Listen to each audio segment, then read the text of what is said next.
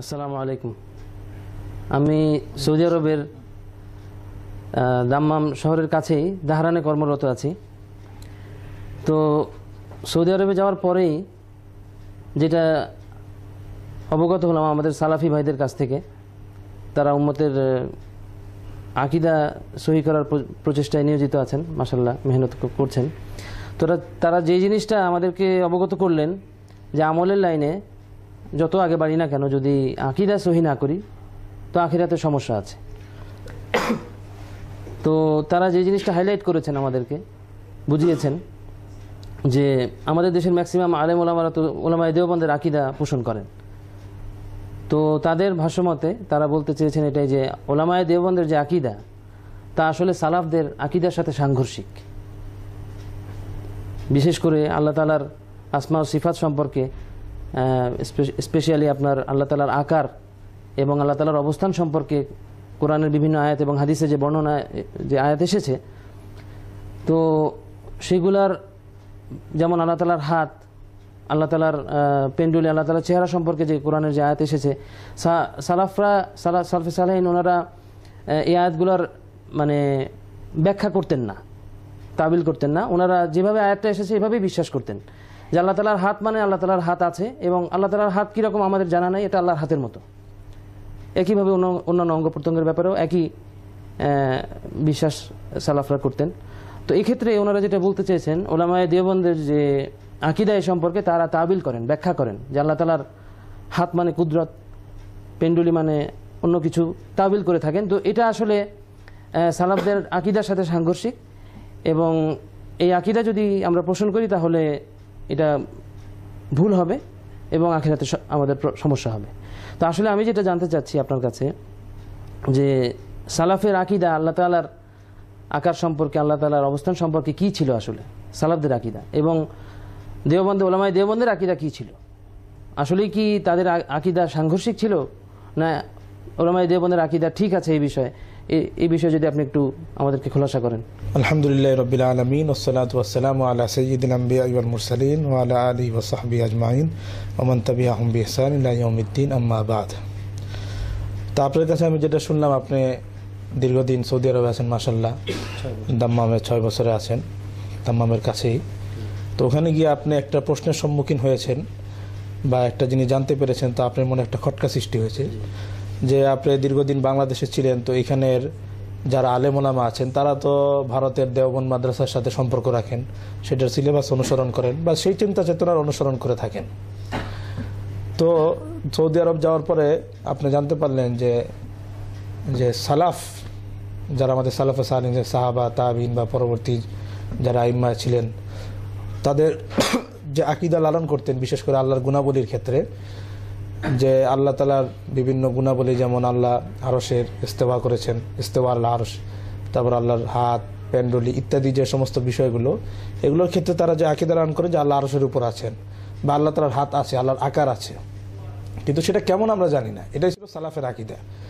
কিন্তু দেওবন্দীরা এই সমস্ত আয়াতের মধ্যে এসে, এই সমস্ত নুসুসের মধ্যে এসে তারা বিভিন্ন তাবিল করে, হাতের অর্থ যেমন কুদরত করে, পেন্ডুলির অর্থ অন্য কিছু করে।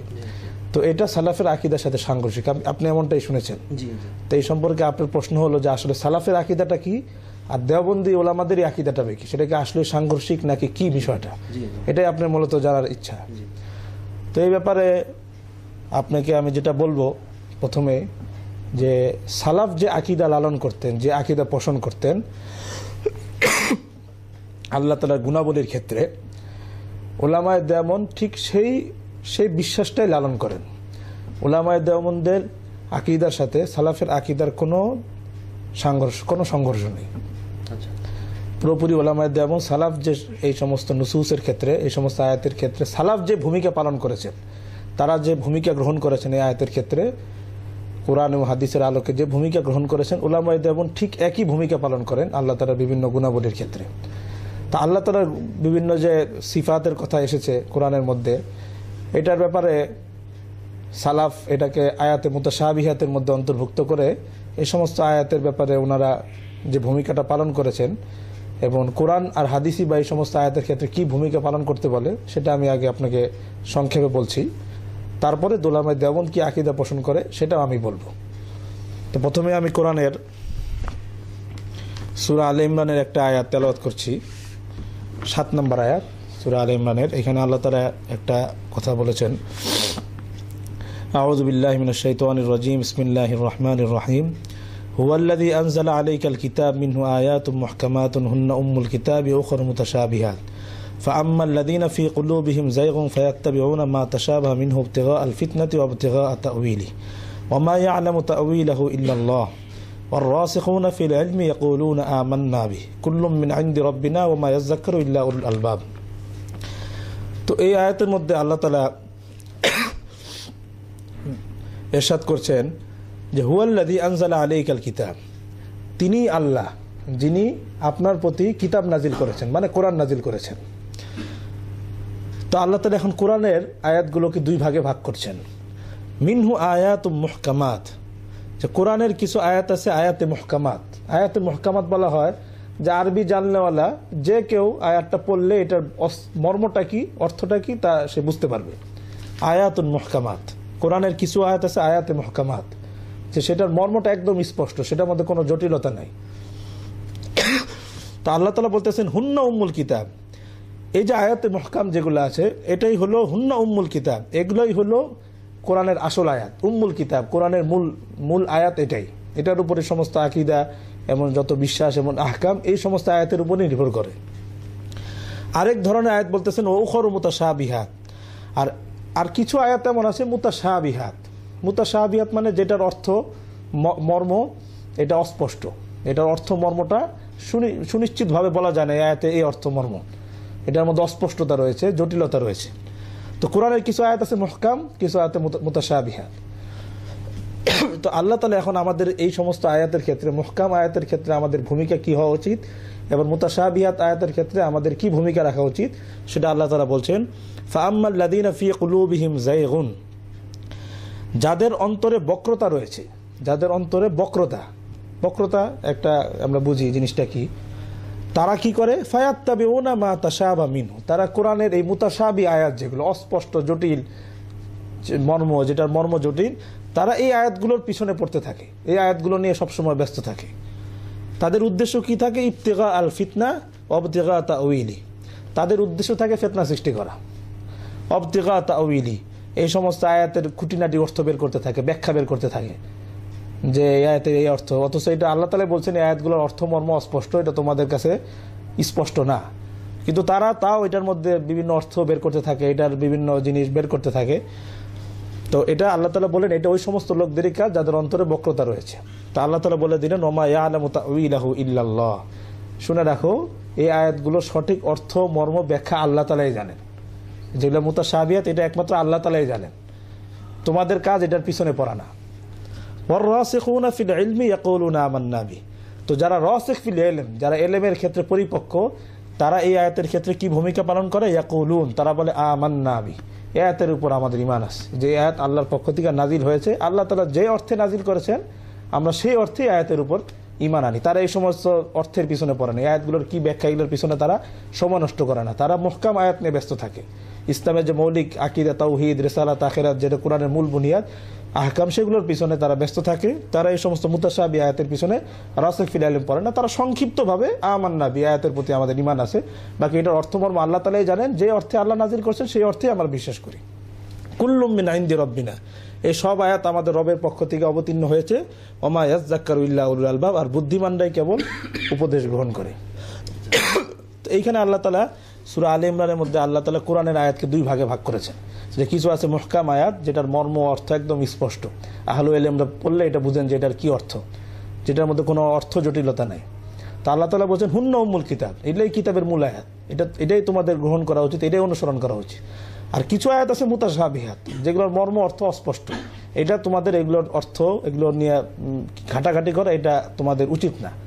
এটা ওই সমস্ত লোকরা এই সমস্ত কাজ করে যাদের অন্তরে বক্রতা রয়েছে।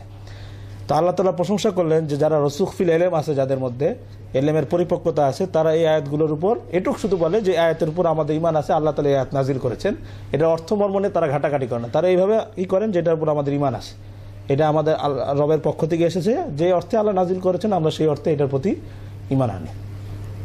তো এখান থেকে একটু বলি, জি। এই আয়াতের দ্বারা আসলে ওরা যে দাবিটা, সালাফি ভাইরা যে দাবিটা করছেন যে তাওবিল জি ব্যাখ্যা, তো তাহলে ওই সব আয়াতের ক্ষেত্রে করা তাহলে ওলামায়ে মন্দের হয়তো ঠিক হচ্ছে না, জি। এটাই হয়তো ওনারা বুঝাতে চেয়েছেন হয়তো। জি ওটা আমি একটু পরে আসছি আর কি, যে তারা এইখান থেকে এই আয়াতটার মানে যে আল্লাহ তাআলা বলেন ওয়াবতিগা তাউইলি, যে তারা তাবিলের পিছনে পড়ে। জি। তো এখান থেকে তাবিলটা বোঝা গেল যে এটা একটা নিন্দনীয় জিনিস, জি। এটা বেশি ভালো জিনিস না। কিন্তু আসলে তাবিল শব্দটাই খারাপ না। যেমন হযরত আব্দুল্লাহ ইবনে আব্বাস রাদিয়াল্লাহু তাআলা আনহু, ওনাকে রাসূল করিম সাল্লাল্লাহু আলাইহি ওয়াসাল্লাম দোয়া দিয়েছেন, আল্লাহুম্মা আল্লিমুল কিতাব, আল্লাহুম্মা আল্লিমুত তাউইল, হে আল্লাহ তুমি তাকে কিতাব শিখাও, কিতাবের তাবিল শিখাও। এখানে আবার আল্লাহ রাসূল তাবিলের কথা বলছেন। তো বোঝা গেল যে সব তাবিলই কিছু মানে যে কিছু সব তাবিলকেই মানে নিন্দনীয় বলা এটা ঠিক না, বরং নিশ্চয়ই কিছু তাবিল এমন আছে যেটা আল্লাহ রসুল সেটাকে সমর্থন করেছেন। এই জন্যই হযরত আব্দুল্লাহ ইবনে আব্বাসের ব্যাপারে রাসূল দোয়া করেছেন, আল্লাহ তুমি তাকে তাবিল শিখাও। তো কোন তাবিলটা গ্রহণযোগ্য, কোন তাবিলটা অগ্রহণযোগ্য, এটা নিয়ে আমি একটু পরে সামনে আলোচনা করতেছি, যে আমাদের কোন তাবিলগুলো গ্রহণ করা উচিত, কোন তাবিলগুলো গ্রহণ করা উচিত নয়, এবং এই ক্ষেত্রে আমি একটু পরে আসছি। তো আল্লাহ নবী এই যে দোয়ার কথা বললেন, জি। মানে সহিহ হাদিস, সহিহ বুখারীতে আছে দোয়া, আচ্ছা, আচ্ছা। সহিহ বুখারীতে হাদিস আছে। তো এখান থেকে বোঝা গেল যে তাবিলের কিছু বিষয় এমন রয়েছে যেটা নিশ্চয় সমর্থিত, যে জন্য রাসূল করিম সাল্লাল্লাহু আলাইহি ওয়াসাল্লাম তার জন্য দোয়া করলেন। স্পেশালি ওনার জন্যই করেছেন। হ্যাঁ, এই জন্য। অনেক অন্য সাহাবী না, ওইখানে শুধু তার কথাই আছে, আল্লাহ তুমি তাকে তাবিল দাও, তাবিল শিখাও, এটা তার জন্য আল্লাহ রাসূল দোয়া করছেন। তো এখান থেকে বোঝা গেল যে তাবিল শব্দটা শুনলে আমরা অনেক সময় ভয় পেয়ে যাই, এটা মানে খারাপ। কিন্তু এটার খারাপ দিক কোনটা, ভালো দিক কোনটা, এটা নিয়ে আমি একটু পরে সামনে ইনশাল্লাহ আলোচনা করব। ওইটা স্পষ্ট হয়ে গেলে সালাফের আকীদা, দেওবন্দের আকীদা আপনাদের কাছে স্পষ্ট হয়ে যাবে। তো এইখানে একটা জিনিস আমরা দেখলাম যে আল্লাহ তাআলা কোরআনের মুতাশাবিহাত আয়াতের ক্ষেত্রে বলতেছেন এগুলোর অর্থ, তাবিল বা ব্যাখ্যা নিয়ে তোমরা বেশি ঘাটাঘাটি করো না, এগুলোর প্রতি মুজমালান ইজমালান ঈমানানো, এটার অর্থের পিছনে বেশি ঘাটাঘাটি করতে যেও না। ঠিক তদ্রুপভাবে সহিহ বুখারীর একটা হাদিসেও আল্লাহ রাসূল এই সমস্ত আয়াত নিয়ে ঘাটাঘাটি করতে নিষেধ করেছেন।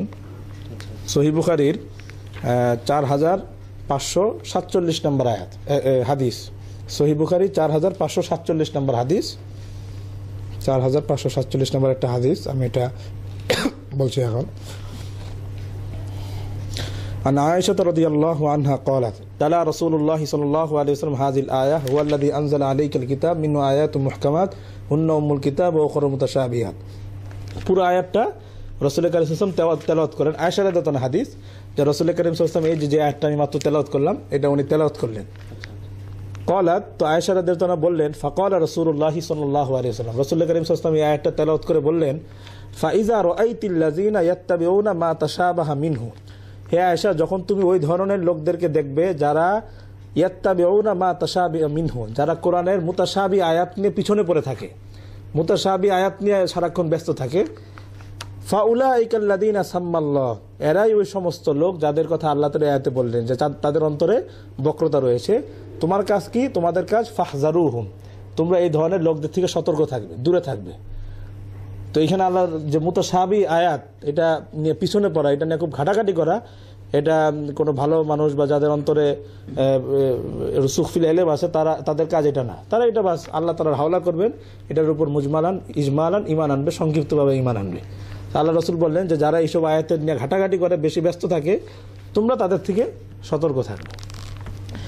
তো আল্লাহ তাআলার এই আয়াত এবং হাদিস আরও বেশ কিছু নুসুস সামনে রাখার কারণে সালাফে সালেহিন যারা ছিলেন, তারা এই যে আল্লাহর বিভিন্ন গুণাবলী, ইস্তেওয়া আলাল আরশ, আরশের ওপর ইস্তেওয়া করেছেন, বা আল্লাহ তাআলার হাত, তারপরে চেহারা, পেন্ডুলি ইত্যাদি যে সমস্ত কথা বিভিন্ন আয়াতের মধ্যে এসেছে, হাদিসের মধ্যে আসছে, এই সমস্ত ক্ষেত্রে সালাফে সালেহিন ওই ভূমিকাটাই পালন করতেন যেটা আল্লাহ এবং আল্লাহ রসুল বলে দিলেন। আমি আপনাকে দুই একটা উদাহরণ দেখিয়ে দিচ্ছি। যে এখানে তিরমিজি শরীফে 2557 নম্বর একটা হাদিস, যেখানে আল্লাহ তাআলাকে দেখার ব্যাপারে একটা হাদিস, যে বান্দারা আল্লাহ তাআলাকে দেখবেন।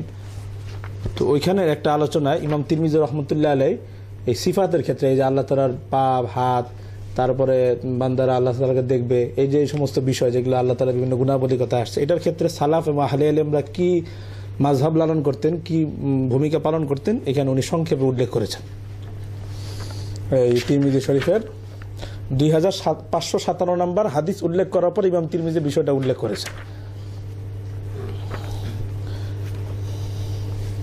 তো এখানে ইমাম তিরমিজি বলতেছেন, ওয়াকাদ রুইয়া আনিন নবী সাল্লাল্লাহু আলাইহি ওয়াসাল্লাম রিওয়ায়াতুন কাসীরা মিসলু হাযা মা ইউযকারু ফি আমরুর রুইয়া আনান নাসা ইয়ারাউনা রাব্বাহুম ওয়া যিকরুল কদাম ওয়া মা আশবাহ হাযিল আশিয়া ওয়াল মাযহাবু ফি হাযা ইনদা আহলিল ইলমি মিনাল আইম্মাহ। তো ইমাম তিরমিজি বলতেছেন যে নবী করিম সাল্লাল্লাহু আলাইহি ওয়াসাল্লাম থেকে এই ধরনের অনেক রিওয়ায়াত এসেছে যেখানে আল্লাহ তাআলাকে মানুষ দেখবে, তারপরে আল্লাহ তাআলার পা, আরও ইত্যাদি এই সমস্ত যে সমস্ত হাদিসগুলো আছে যেগুলো দ্বারা বোঝা যায় আল্লাহর হাত আছে, পা আছে, এই সমস্ত যে রেওয়ায়াতগুলো আছে এগুলোর ক্ষেত্রে ওয়াল মাযহাবু ফি হাযা ইনদা আহলিল ইলমি মিনাল আইম্মাহ, এই ক্ষেত্রে আহলে ইলম আইম্মাদের যে মাযহাব ছিল তারা এই আয়াতের ক্ষেত্রে যেই মত পোষণ করতেন সেটা উনি বলতেছেন মিসলি সুফিয়ান আস-সাউরি ওয়া মালিক ইবনে আনাস ওয়া ইবনুল মুবারাক ওয়া ইবনু ওয়াইনা ওয়া ওয়াকি ওয়া গায়রিহিম, যেমন সুফিয়ান সাউরি, তারপর ইমাম মালিক ইবনে আনাস, আব্দুল্লাহ ইবনুল মুবারক, সুফিয়ান ইবনে ওয়াইনা, ওয়াকি ইবনুল জাররা ওয়া গায়রিহিম এবং অন্যরা, আন্নাহুম রাওয়াউ হাদিহিল আশিয়া, তারা এই হাদিসগুলোকে রেওয়ায়াত করতেন, যে হাদিসের মধ্যে আল্লাহর হাত, পা ইত্যাদির কথা আছে এগুলো ওনারা বর্ণনা করতেন, যেহেতু আল্লাহ রাসূল বলে গেছেন এই হাদিসগুলো ওনারা রেওয়ায়াত করতেন। সুম্মা ক্বালু, রেওয়ায়াত করে অতঃপর বলতেন, তুরওয়া হাদিহিল আহাদিস ওয়া নুমিনু বিহা, যে এই সমস্ত হাদিস রেওয়ায়াত করা যাবে, ওয়া নুমিনু বিহা, এবং এই হাদিসগুলোর উপর আমাদের ঈমান আছে। ওই যেটা আল্লাহ তাআলা কোরআনের মধ্যে বললেন আয়াত মুতাশাবিহাতের ক্ষেত্রে, যেটা রাসিখ ফিল ইলমের কাজ, যেটার উপর আমাদের ঈমান আছে, কিন্তু তারা এটার অর্থের পিছনে পড়বেন না, তাফসীরের পিছনে পড়বেন না, মুজমালান সংক্ষিপ্তভাবে এটার উপর ঈমান আনবে। তুরওয়া হাদিল আহাদিস ওয়া নুমিনু বিহা, এই হাদিসগুলোকে রেওয়ায়াত করা হবে, ওয়া নুমিনু বিহা, এটার উপর আমরা ঈমান আনি। ওয়ালা ইউকালু কাইফা, এই ক্ষেত্রে কাইফা, এটা কিভাবে, কেমন, পাটা কেমন, আল্লাহর হাত ইত্যাদি, এটার কাইফিয়ত নিয়ে পিছনে পড়া, এটার অর্থ নিয়ে পিছনে পড়া, এটা আমরা করব না। ওয়াহাদাল্লাযী ইখতারু আহলুল হাদিস আন তুরওয়া হাদিল আশিয়া কামা জাত ওয়া ইউমানু বিহা। তো ইমাম তিরমিজি বলতেছেন এটাই ওই মাযহাব যেটা হাদিস বিশারদগণ ইমামগণ গ্রহণ করেছেন, যে আন তুরওয়া হাদিল আশিয়া, এই হাদিসগুলোকে রেওয়ায়াত করা হবে কামা জাত, যেভাবে হাদিসগুলো এসেছে ঠিক ওইভাবেই রেওয়ায়াত করে যাওয়া হবে, ওয়া ইউমিনু বিহা, এটার উপর ঈমান আনতে হবে। তবে ওয়ালা তুফাসসারু, এগুলো তফসিরের পিছনে পড়া যাবে না, হাদিস রেওয়ায়াত করবে বাস, ঈমান আনবে, চলে যাবে, এগুলো তফসিরের পিছনে পড়বে না। ওয়ালা তুতাওয়াহাম, এগুলোর ক্ষেত্রে ধারণা করে কোনো কিছু বলবে না। ওয়ালা ইয়াকালু কাইফা, এটা কেমন, এটা ধরন কি, এগুলোর পিছনে তারা পড়বে না। ওয়াহাযা আমরু আহলিল ইলম আল্লাযী ইখতারু ওয়া যাহাবু ইলাইহি, এটাই আহলে ইলমরা এই সমস্ত ক্ষেত্রে এটাই গ্রহণ করেছেন, এই দিকে তারা গিয়েছেন। তো এখানে উনি কয়টা কথা বললেন, যে হাদিসগুলোকে রেওয়ায়াত করব, ঈমান আনবো, এগুলো তফসিরের মধ্যে ঢুকবো না, এগুলোর তফসির করব না, বাস তেলাওয়াত করে যাবে, রেওয়ায়াত করে আল্লাহ তাআলা যেভাবে আয়াতটা এসেছে ঠিক সেভাবে পড়ে যাবে, এগুলো তফসিরের মধ্যে ঢুকবে না। এটাই আহলে ইলমের মাযহাব, ইমাম তিরমিজি রহমতুল্লাহ আলাইহি বলতেছেন। এখানে আমাদের ভাইরা একটা ভুল করে, যে তারা মনে করে যে এই যে আল্লাহ তাআলার বিভিন্ন পা, হাতের কথা ইত্যাদি আসছে, এগুলোকে বাস বিশ্বাস করতে হবে যে বাস আল্লাহ তাআলার হাত আছে, তার মানে আল্লাহর হাত আছে, তার মানে আল্লাহর আকার আছে। তারা কিন্তু এইসবের মধ্যে ঢুকে যাচ্ছেন, যে বিভিন্ন যেই সমস্ত আয়াত হাদিসের মধ্যে আল্লাহর হাত আছে, পা আছে, এগুলো তারা বর্ণনা করছেন, বর্ণনা করে তারপর তাফসীর শুরু করছেন, যে তার মানে আল্লাহর হাত আছে, তার মানে আল্লাহর আকার আছে, এই সমস্ত বিষয়ের মধ্যে ঢুকছেন। সালাফ কিন্তু এটা করতেন না, সালাফ রেওয়ায়াত করতেন আর কিছুই বলতেন না, চলে যেতেন। আপনার কাছে বিষয়টা আর একটু স্পষ্ট হবে সালাফের ভূমিকাটা, যে এইখানে মাত্র ইমাম তিরমিজি রহমতুল্লাহ আলাইহি সুফিয়ান ইবনে ওয়াইনার নাম শুনলেন, সুফিয়ান ইবনে ওয়াইনার কথা বললেন, তার মন্তব্যটা আমি একটু উল্লেখ করছি, তাহলে আপনার কাছে আরো স্পষ্ট হবে যে এই ক্ষেত্রে সালাফের ভূমিকাটা কি ছিল। ফাথুল বাড়ি 13 নম্বর খণ্ড, ফাথুল বাড়ি 13 নম্বর খণ্ডের 528 নম্বর পৃষ্ঠায় সুফিয়ান ইবনে ওয়াইনার কথাটা আরেকটু স্পষ্টভাবে আছে।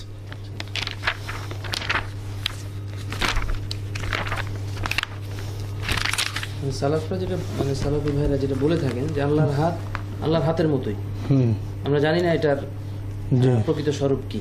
না, এটা আপনি যেভাবে বলতেছেন যে সালাফরা বাস এটুক পর্যন্ত থাকে তা না, আমরা সালাফের বিভিন্ন কিতাবাদি পড়ে, যেমন শেখ আকরামুজ্জামান বিন আব্দুল সালামের পর্যালোচনা ও চ্যালেঞ্জ, বিশিষ্ট সালাফি আলেম এই দেশের, উনি পর্যালোচনা চ্যালেঞ্জ, উনি এই বইয়ের মধ্যে উনি 50 নম্বর পৃষ্ঠায় উনি লিখছেন, অতএব যে আলেম বলেছেন আল্লাহ আকার বিশিষ্ট নিরাকার নয়, তিনি দলিল ভিত্তিক সঠিক কথাই বলেছেন। কোরআন মাজিদের আয়াত ও হাদিস আল্লাহ চেহারা, হাত পা, চক্ষু, জাত বা সত্তা, সুরত বা আকারের কথা উল্লেখ হয়েছে যার অর্থ স্পষ্ট। এর মাধ্যমে আল্লাহর নির্দিষ্ট আকার আকৃতি আসে বলে প্রমাণ পাওয়া যায়। তো এটার দ্বারা ওনারা এক ধাপ আগে বেড়েছেন। তারা এক হাদিসটা রেওয়ায়াত করছেন, আয়াতটা পড়ছেন, তারপর বলতেছেন যে তার মানে আল্লাহর হাত আছে। আর হাত মানে আকার, হাত তো আকার ছাড়া আমরা কিছু বুঝি না। ওনারা বলতেছেন আল্লাহর আকার আছে।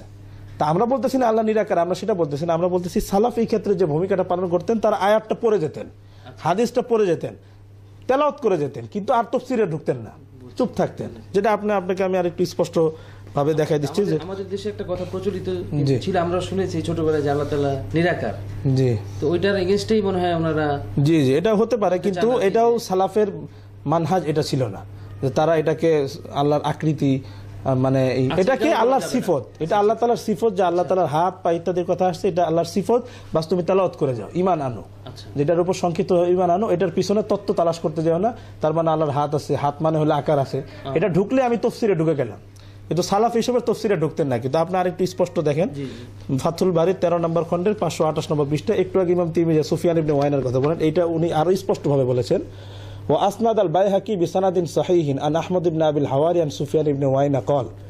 বাইহাকি রাহমাতুল্লাহ আলাইহি সহিহ সনদে আহমদ ইবনে আবিল হাওয়ারি থেকে তিনি সুফিয়ান ইবনে ওয়াইনা থেকে বর্ণনা করেন। সহিহ সনদ, হাফিজ ইবনে হাজার বলে দিলেন যে কুল্লু মা ওয়াসাফাল্লাহু বিহি নাফসাহু ফি কিতাবিহি, যে আল্লাহ তাআলা কোরআনের মধ্যে যত জায়গায় তার বিভিন্ন গুণাবলীর কথা উল্লেখ করেছেন, যত গুণাবলীর কথা উল্লেখ করেছেন, ফাতাফসিরুহু, এর তফসির হলো, তা আমাদের ভাইরা কিন্তু বলে যে আল্লাহর হাত আসছে, তার মানে আল্লাহর হাত আছে, আল্লাহর আকার আছে, বাস তারা কিন্তু তফসিরের মধ্যে ঢুকে গেলেন। তো কিন্তু সুফিয়ান ইবনে ওয়াইনা বলতেছেন ফাতাফসিরুহু তিলাওয়াতু, এর তফসির হলো তেলাওয়াতুহু, তেলাওয়াত করো, ওয়াসসুকুতু আনহু, এবং চুপ থাকো, তেলাওয়াত করো এবং চুপ থাকো, আর কোনো কথা বলো না। ইয়াদুল্লাহি ফাওকা আইদিহিম, আল্লাহর হাত তাদের হাতের উপরে রয়েছে, তা তেলাওয়াত করে যাও। এখন আল্লাহর হাত আছে, তার মানে আল্লাহর হাত রয়েছে, তারপর হাত, তার মানে আল্লাহ তাআলার আকার রয়েছে, আল্লাহ তাআলার দেহ রয়েছে। এইসবের মধ্যে ঢোকা মানে আমি এগুলার তাফসীর শুরু করলাম। কিন্তু উনি বলতেছেন যে এই আয়াতগুলো পড়ে যাও, ফাতাফসিরুহু তিলাওয়াতুহু, এই আয়াতগুলো তফসির হলো তেলাওয়াত করা। এই আয়াতগুলোর কাজ তফসির মানে হলো তেলাওয়াত করা, ওয়াসসুকুত, আর এবং চুপ থাকো, মুখে তালা দাও, আর কোনো কথা বলো না, রেওয়ায়াত করে যাও, যেটা আল্লাহ তাআলা বললেন, যেটার অর্থ কেউ জানে না, বাস ঈমান আনে, রাসিখ ফিল ইলম ঈমান আনে, যেটা আমাদের আল্লাহ তাআলার পক্ষ থেকে আসছে, আর কিছু বলে না। তো এই সমস্ত বিষয়ের দ্বারা আল্লাহ তাআলার হাত পা ইত্যাদির ক্ষেত্রে আল্লাহ তাআলার গ্রহণ করতে থাকা, আকার আকৃতি, এটাও কিন্তু সালাফের তরিকা ছিল না। এটাও সালাফের মাযহাব এটা ছিল না যে আল্লাহ তাআলার আকার রয়েছে, তারা এগুলোর দ্বারা আল্লাহর আকার প্রমাণ করতে চাইতেন। বরং সালাফের নস এরকম পাওয়া যায় যে আল্লাহ তাআলার যে হাত পা ইত্যাদির কথা আছে, এটা আল্লাহর সিফত, কিন্তু আল্লাহ তাআলার আকৃতি সরাসরি এই কথা তারা বলতেন না, বরং নিষেধ করতেন। একটু বলে আমি আপনাকে একটা স্পষ্টভাবে দেখাবো। তো এখানে আমরা স্পষ্ট দেখতে পেলাম সুফিয়ান ইবনে ওয়াইনা বলতেছেন যে যে সমস্ত ক্ষেত্রে আল্লাহ তাআলার সিফত আল্লাহ তাআলা বয়ান করেছেন, ফাতাফসিরুহু তিলাওয়াতুহু, এগুলোর তাফসীর হলো তেলাওয়াত করো, পড়ে যাও, ওয়াসসুকুতু আনহু, এবং চুপ থাকো। মানে মোট কথা এইসব নিয়ে কোনো কথাই বলতে যাও না, তুমি আয়াত তেলাওয়াত করে পড়ে যাও, এসব নিয়ে তো কোনো কথাই বলতে যাও না। যেমন আরেকটা আমি আপনাকে দেখাই, সালাফের এই সমস্ত ক্ষেত্রে কি মাযহাব ছিল। ইমাম বাইহাকির আল আসমা ওয়াস সিফাত, ইমাম বাইহাকি রাহমাতুল্লাহি কিতাব, এটার 418 নম্বর পৃষ্ঠায় উনি একটা কথা নিয়ে আসছেন আর একটু স্পষ্ট হওয়ার জন্য, সনদ সহকারে, হাদ্দাসানা আউজাঈ আনি যুহরি ওয়া মাকহুল ক্বাল, যে ইমাম যুহরি রাহমাতুল্লাহ আলাইহি ওনার বিখ্যাত তাবিঈ ছিলেন, 124 হিজরিতে ওনার ইন্তেকাল, ইমাম মালিকের ওস্তাদ ছিলেন। ওয়া মাকহুল আরেকজন তাবিঈ, বিখ্যাত তাবিঈ, ওনারা বলছেন আমদুল আহাদিস আলা মা জাআত, এই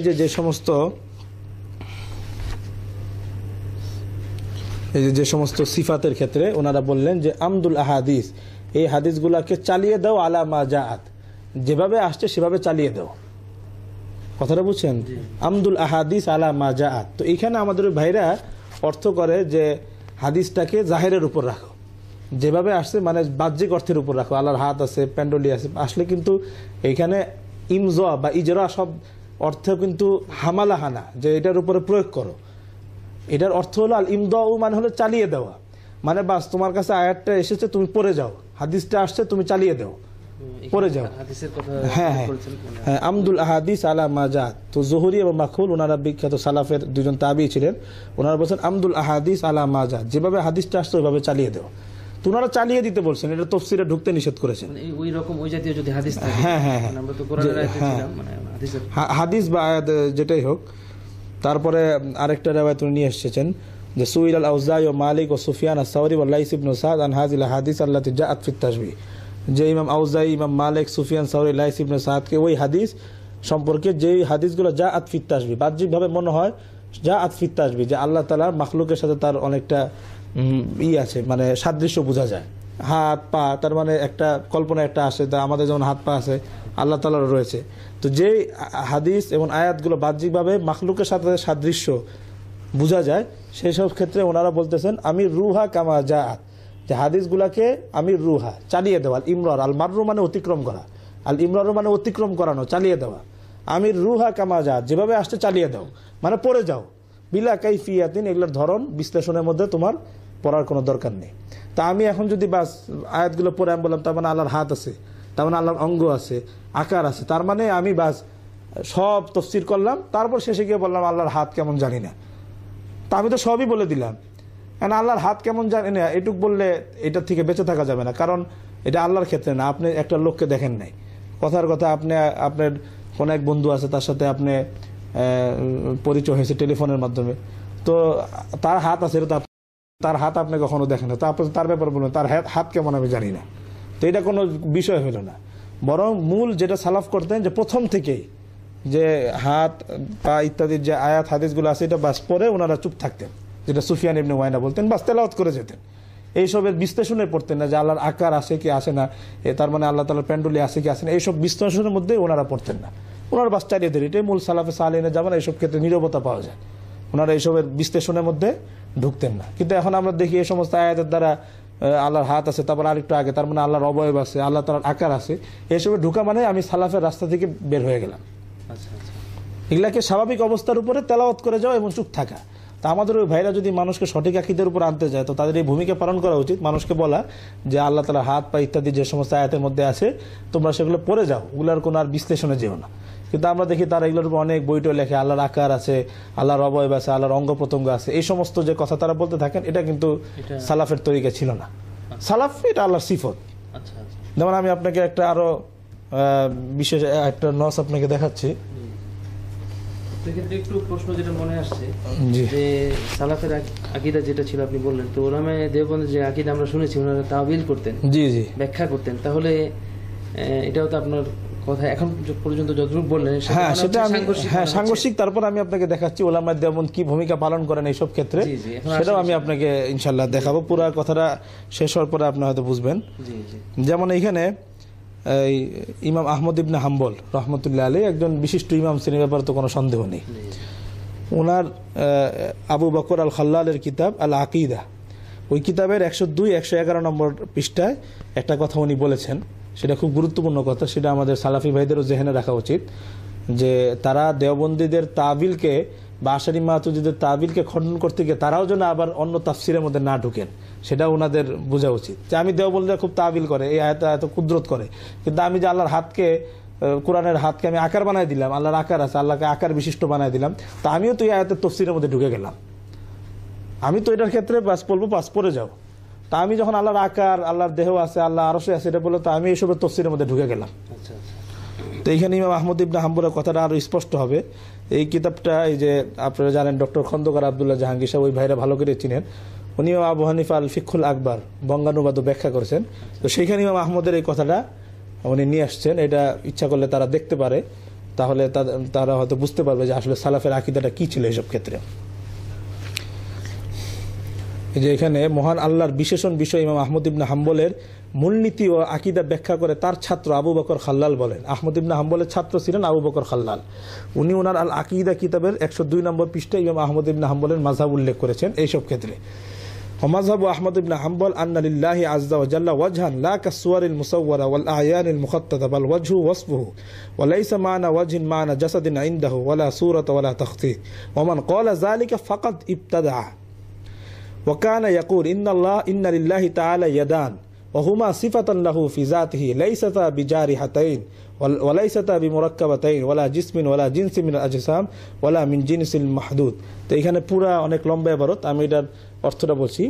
আহমদ ইবনে হাম্বলের মাযহাব এই যে মহান আল্লাহর একটি ওয়াজ বা মুখমণ্ডল আছে, তার মুখমণ্ডল প্রতিচ্ছবি বা আকৃতি নয় এবং আঁকানো বস্তুর মতো নয়, বরং মুখমণ্ডল তার একটি বিশেষণ, তার একটি মহান বিশেষণ, এটা আল্লাহর একটা সিফাত। তার মতে মুখমণ্ডল অর্থ দেহ, ছবি বা আকৃতি নয়। যদি কেউ তা বলে তাহলে সে বেদাতি। তো এখানে আল্লাহ তাআলা যে বিভিন্ন ওয়াজ বা ইয়াদুন, আল্লাহ তাআলার হাত বা চেহারার কথা আসছে, সালাফ এটা আল্লাহর একটা সিফত, এটা আল্লাহর সিফত, এটাকে তুমি পড়ে যাও। তারপরে যারা বলছেন এটা আল্লাহ তাআলার সিফত, কেউ এটাকে আকৃতি বলে বলে না, বরং ইমাম আহমদ ইবনে হাম্বল বললেন যে যদি কেউ আল্লাহর চেহারা বা আল্লাহর হাত এটার দ্বারা এই দলিল গ্রহণ করে যে আল্লাহর আকৃতি আছে, ফাকাত ইবতাদা, তাহলে সে বেদাতি, তাহলে সে বেদাতের মধ্যে পড়ে গেল।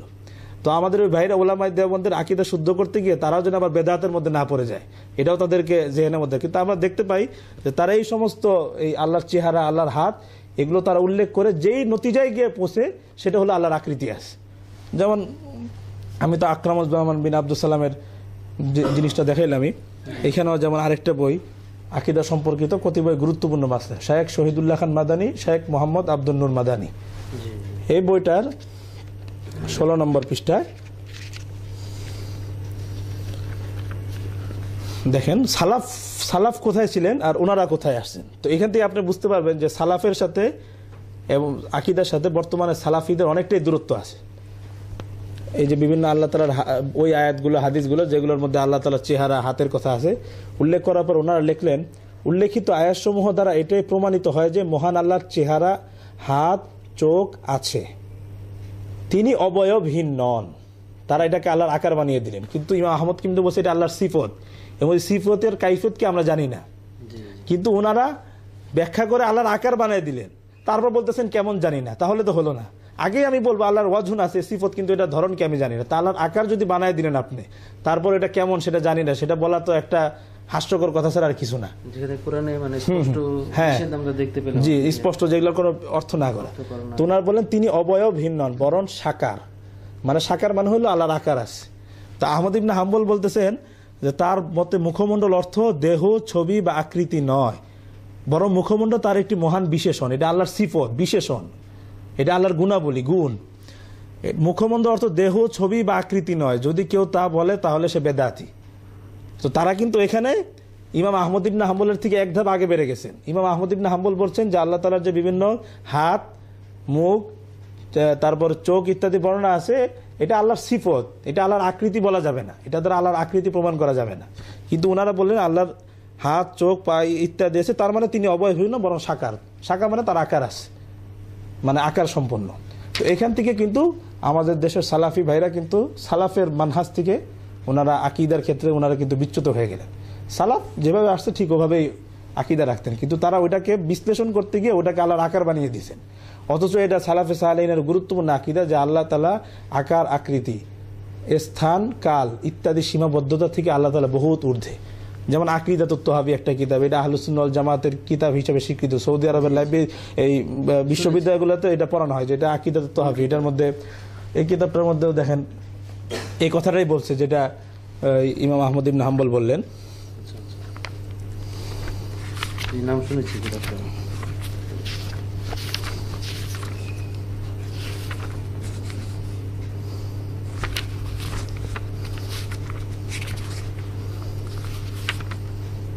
স্পষ্ট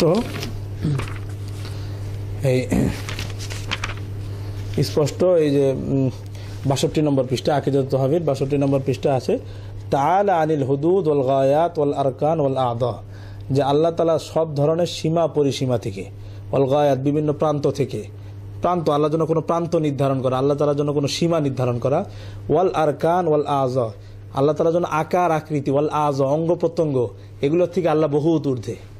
তো উনি বলতেছেন আল্লাহ তাআলা আকার, আকৃতি, সীমাবদ্ধ সীমা, জায়গা, এইসবের থেকে আল্লাহ তাআলা বহুত ঊর্ধ্বে। আল্লাহ তাআলার দিকে এগুলো নিসবত করা যাবে না, আল্লাহ অমুক জায়গায় আছেন, বা আল্লাহ তাআলার হাত আছে, অঙ্গ আছে, আকার আছে, এই আকার আছে, এগুলোর থেকে আল্লাহ বহুত ঊর্ধ্বে। তো এগুলোকে অঙ্গ বানানো যাবে না, আকার বানানো যাবে না, যেটা আহমদ ইবনে হাম্বলের কথা আমরা পেলাম, ইমাম তহাবি রহমতুল্লাহ আলাইহির কিতাবের মধ্যে আমরা পেলাম। কিন্তু আমাদের দেশের সালাফি ভাইরা এখানে আসে, তারা সালাফ থেকে এক ধাপ আগে বেড়ে গেছেন, যে এটাকে জাহিরের উপর রাখো, জাহিরের উপর রাখতে গিয়ে তারা তফসিরের মধ্যে ঢুকে গেছেন, এবং তফসির করতে গিয়ে তারা এটার আল্লাহর হাত অর্থ এটাকে সিফত না ধরে এক পর্যায়ে আল্লাহর আকার বানিয়ে দিয়েছেন। কিন্তু ইমাম আহমদ ইবনে হাম্বল এবং তহাবি রহমতুল্লাহ বক্তব্য থেকে বোঝা গেল আল্লাহর হাত এটা আল্লাহর সিফত, এটা আল্লাহর আকার না। আল্লাহ তাআলা আকার, আকৃতি, অঙ্গ প্রত্যঙ্গ এগুলো থেকে বহুত ঊর্ধ্বে। এটাই আহলুস সুন্নাহ ওয়াল জামাতের আকীদা, যে আল্লাহ তাআলা সীমা পরিসীমা, আল্লাহ তাআলার জন্য কোনো জায়গা খাস করে দেওয়া, এটা ঠিক না। ইমাম আহমদ ইবনে হাম্বলেরও এরকম একটা ইবারত আরেকটা আছে, যেটা আপনি একটু আগে বললেন, যে ইস্তিওয়া আলাল আরশ। মানে শুনেছি যে বয়ানের ভিতরে যেমন আমরা মনে করেন যে আল্লাহ তাআলা আরশে সমাসীন রয়েছে, যেমন ওই যে আল্লাহ তাআলা আরশের উপর রয়েছেন, এটা ওই যে ওটা ওই যে খাল্লালের যে কিতাব, ওই একটু আগে দেখলেন আল আকীদা কিতাব, ওনারই আরেকটা কিতাব আছে আস-সুন্নাহ, সেখানে উনি উল্লেখ করেছেন যে ওয়াকাল আইদান ইয়াউমা সাআলু আনিল ইস্তিওয়া, কিছু লোক তাকে ইস্তিওয়া আল আরশ, আল্লাহ তাআলা আরশে ইস্তিওয়া করছেন, এই সম্পর্কে জিজ্ঞাসা করলেন আহমদ ইবনে হাম্বলকে।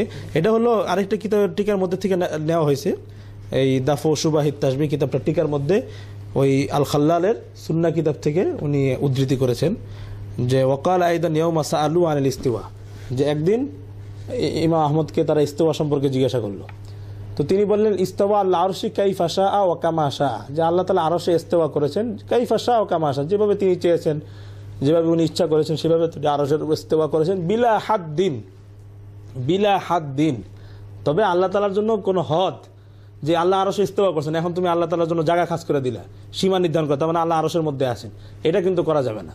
ইমাম আহমদের সংক্ষিপ্ত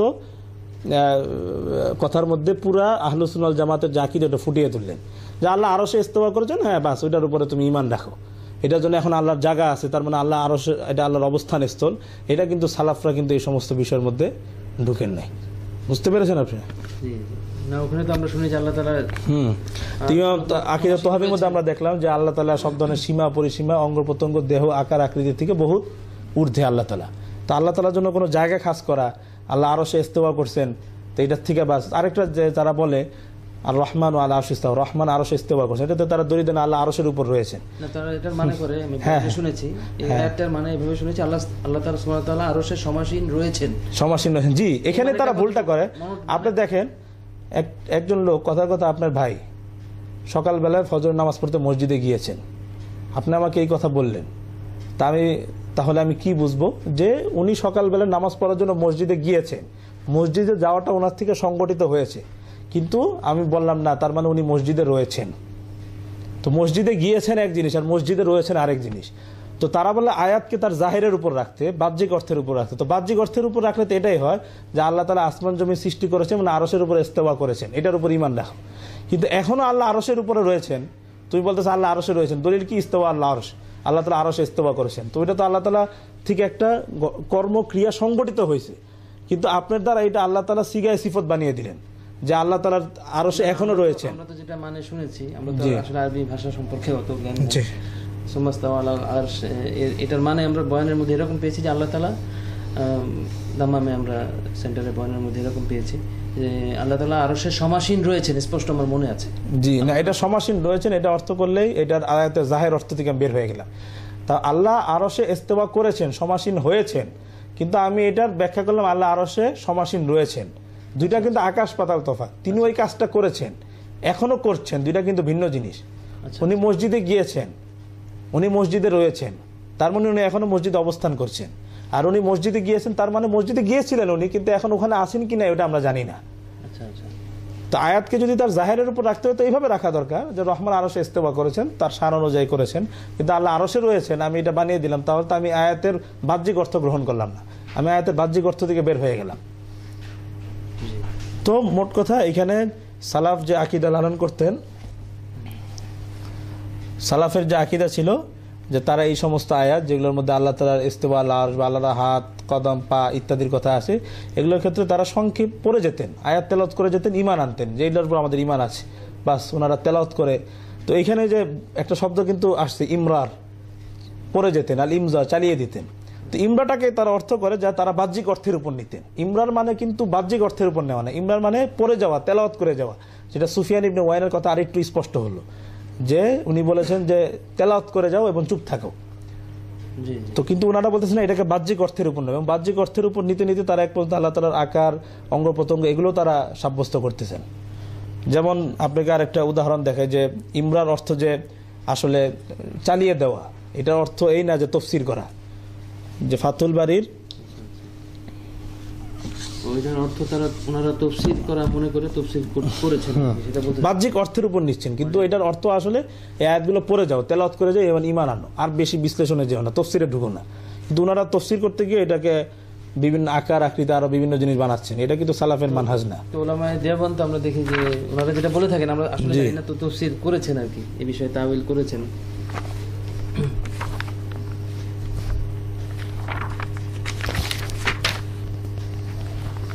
তো এইখানে দেখেন ফাতুল বাড়ির 6 নম্বর খণ্ডের 52 নম্বর পৃষ্ঠায় আছে, وقال ابن الجوزي اكثر السلف يمتنعون من تاويل مثل هذا, যে অধিকাংশ সালাফ يمتنعون من تاويل مثل هذا, তারা এই ধরনের তাবিল থেকে, ব্যাখ্যা বিশ্লেষণ থেকে বিরত থাকতেন, এই সমস্ত সিফাতের অর্থ করা থেকে তারা বিরত থাকতেন। ওয়ায়ুমিরুনাহু কামা জা, যেভাবে আসছেন ওইভাবে পড়ে যেতেন, এই যে ইমরা শব্দটা আসছে, যেভাবে আসছেন চালিয়ে দিতেন। ওয়ায়ামবাগা ইউরাফি মিসলি হাযাল ইমরার, এখন এই ইমরা শব্দের অর্থ বুঝতে হবে।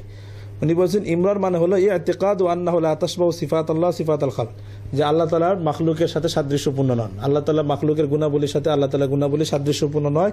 ওয়া মা'নাল ইমরার আদামুল ইলমি বিল মুরাদি মিনহু, ইমরা শব্দের অর্থ হলো আদামুল ইলমি বিল মুরাদি মিনহু, এটার মর্ম সম্পর্কে আমরা অবগত নই, এটার অর্থ কি আল্লাহ তাআলাই ভালো জানেন, তা আল্লাহ তাআলা যে অর্থে নাজিল করছেন আমরা সেই অর্থেই ঈমান আনি। তো ইমরা শব্দের অর্থ আদামুল ইলম বিল মুরাদি মিনহু, যে এটার অর্থ সম্পর্কে আমরা জানি না, এখানে আল্লাহ আসলে কি বোঝাতে চেয়েছেন আমরা জানি না, আল্লাহর হাওলা করে দেওয়া, এই জিনিসগুলোর ক্ষেত্রে তারা আয়াত তেলাওয়াত করতেন এবং এটা আল্লাহর হাওলা করে দিতেন, চুপ থাকতেন। কিন্তু তারা ইমরার শব্দের অর্থে ওনারা এটাকে বাহ্যিক অর্থে নিতেছেন, যে ইমরার শব্দের অর্থ হলো এই আয়াতগুলো যেভাবে আসছে সেই বাহ্যিক অর্থের উপর নেও, বাহ্যিক অর্থের উপর নিয়ে বাস আল্লাহর হাতের কথা আসে, তখন আল্লাহর হাত আছে এবং এটুক থাকলেও একটা কথা ছিল, তারা এটাকে আকৃতি পর্যন্ত নিয়ে যাচ্ছে।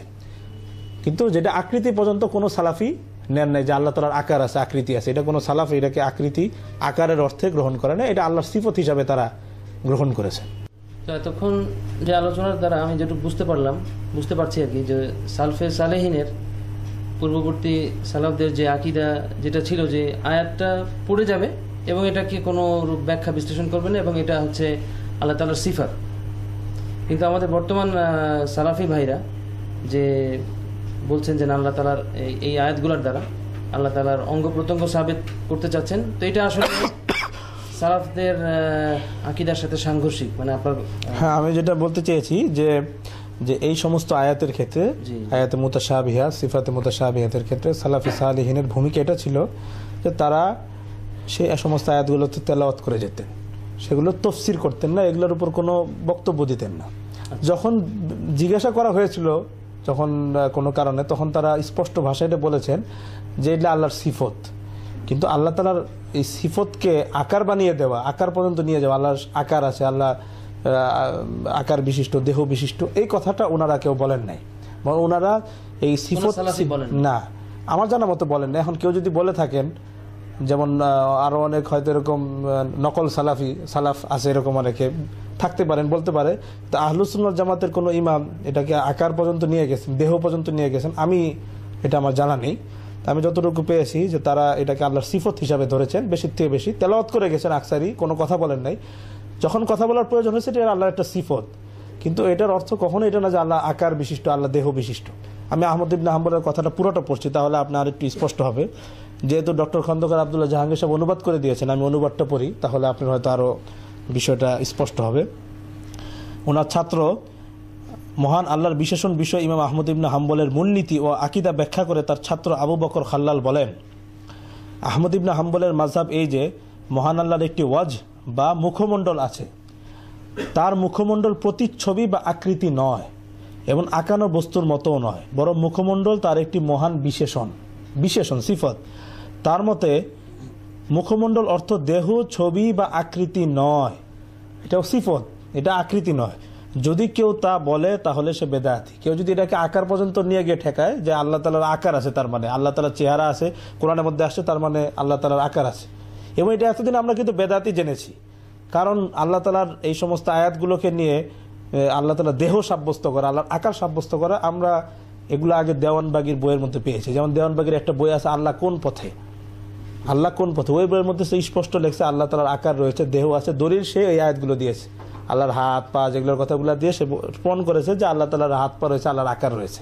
তো এতদিন আমরা এটাকে বেদাতীদের আকীদাই মনে করতাম, কিন্তু এখন বেদাতীদের হয়তো আমাদের সালাফি যারা ভাইরা আছে তারা হয়তো বুঝে বা না বুঝেই বেদাতীদের এই আকীদাটাকেই তারা আজকে আরো শক্তিশালী করছেন, যেটা আমরা তাদের বইপত্র থেকে মাত্র দেখলাম। তারা ওই হাতগুলোকে সালাফ যে অর্থে ধরেছেন, যেটা আল্লাহর সিফত, এটাকে পড়ে যাও, তেলাওয়াত করে যাও, তফসিরে ঢুকো না, তারা এই পর্যন্ত রাখে নাই। তারা এটা তফসির করতে গিয়ে, ব্যাখ্যা করতে গিয়ে আল্লাহ তাআলার আকার, আকৃতি এবং দেহ পর্যন্ত নিয়ে গেছেন, যেটা স্বাভাবিকভাবে আহমদ ইবনে হাম্বলের ভাষা, এটা বেদাতি কাজ, এটা বেদাতীদের চরিত্র। মানে ওনারা তো সবসময় রেফারেন্স দিয়ে লেখেন, এই জন্য কোনো রেফারেন্স চোখে পড়েছে আপনার যে ওনারা জি মানে কোনো রেফারেন্স দিয়েছেন যে ওনারা যে আকার বললেন?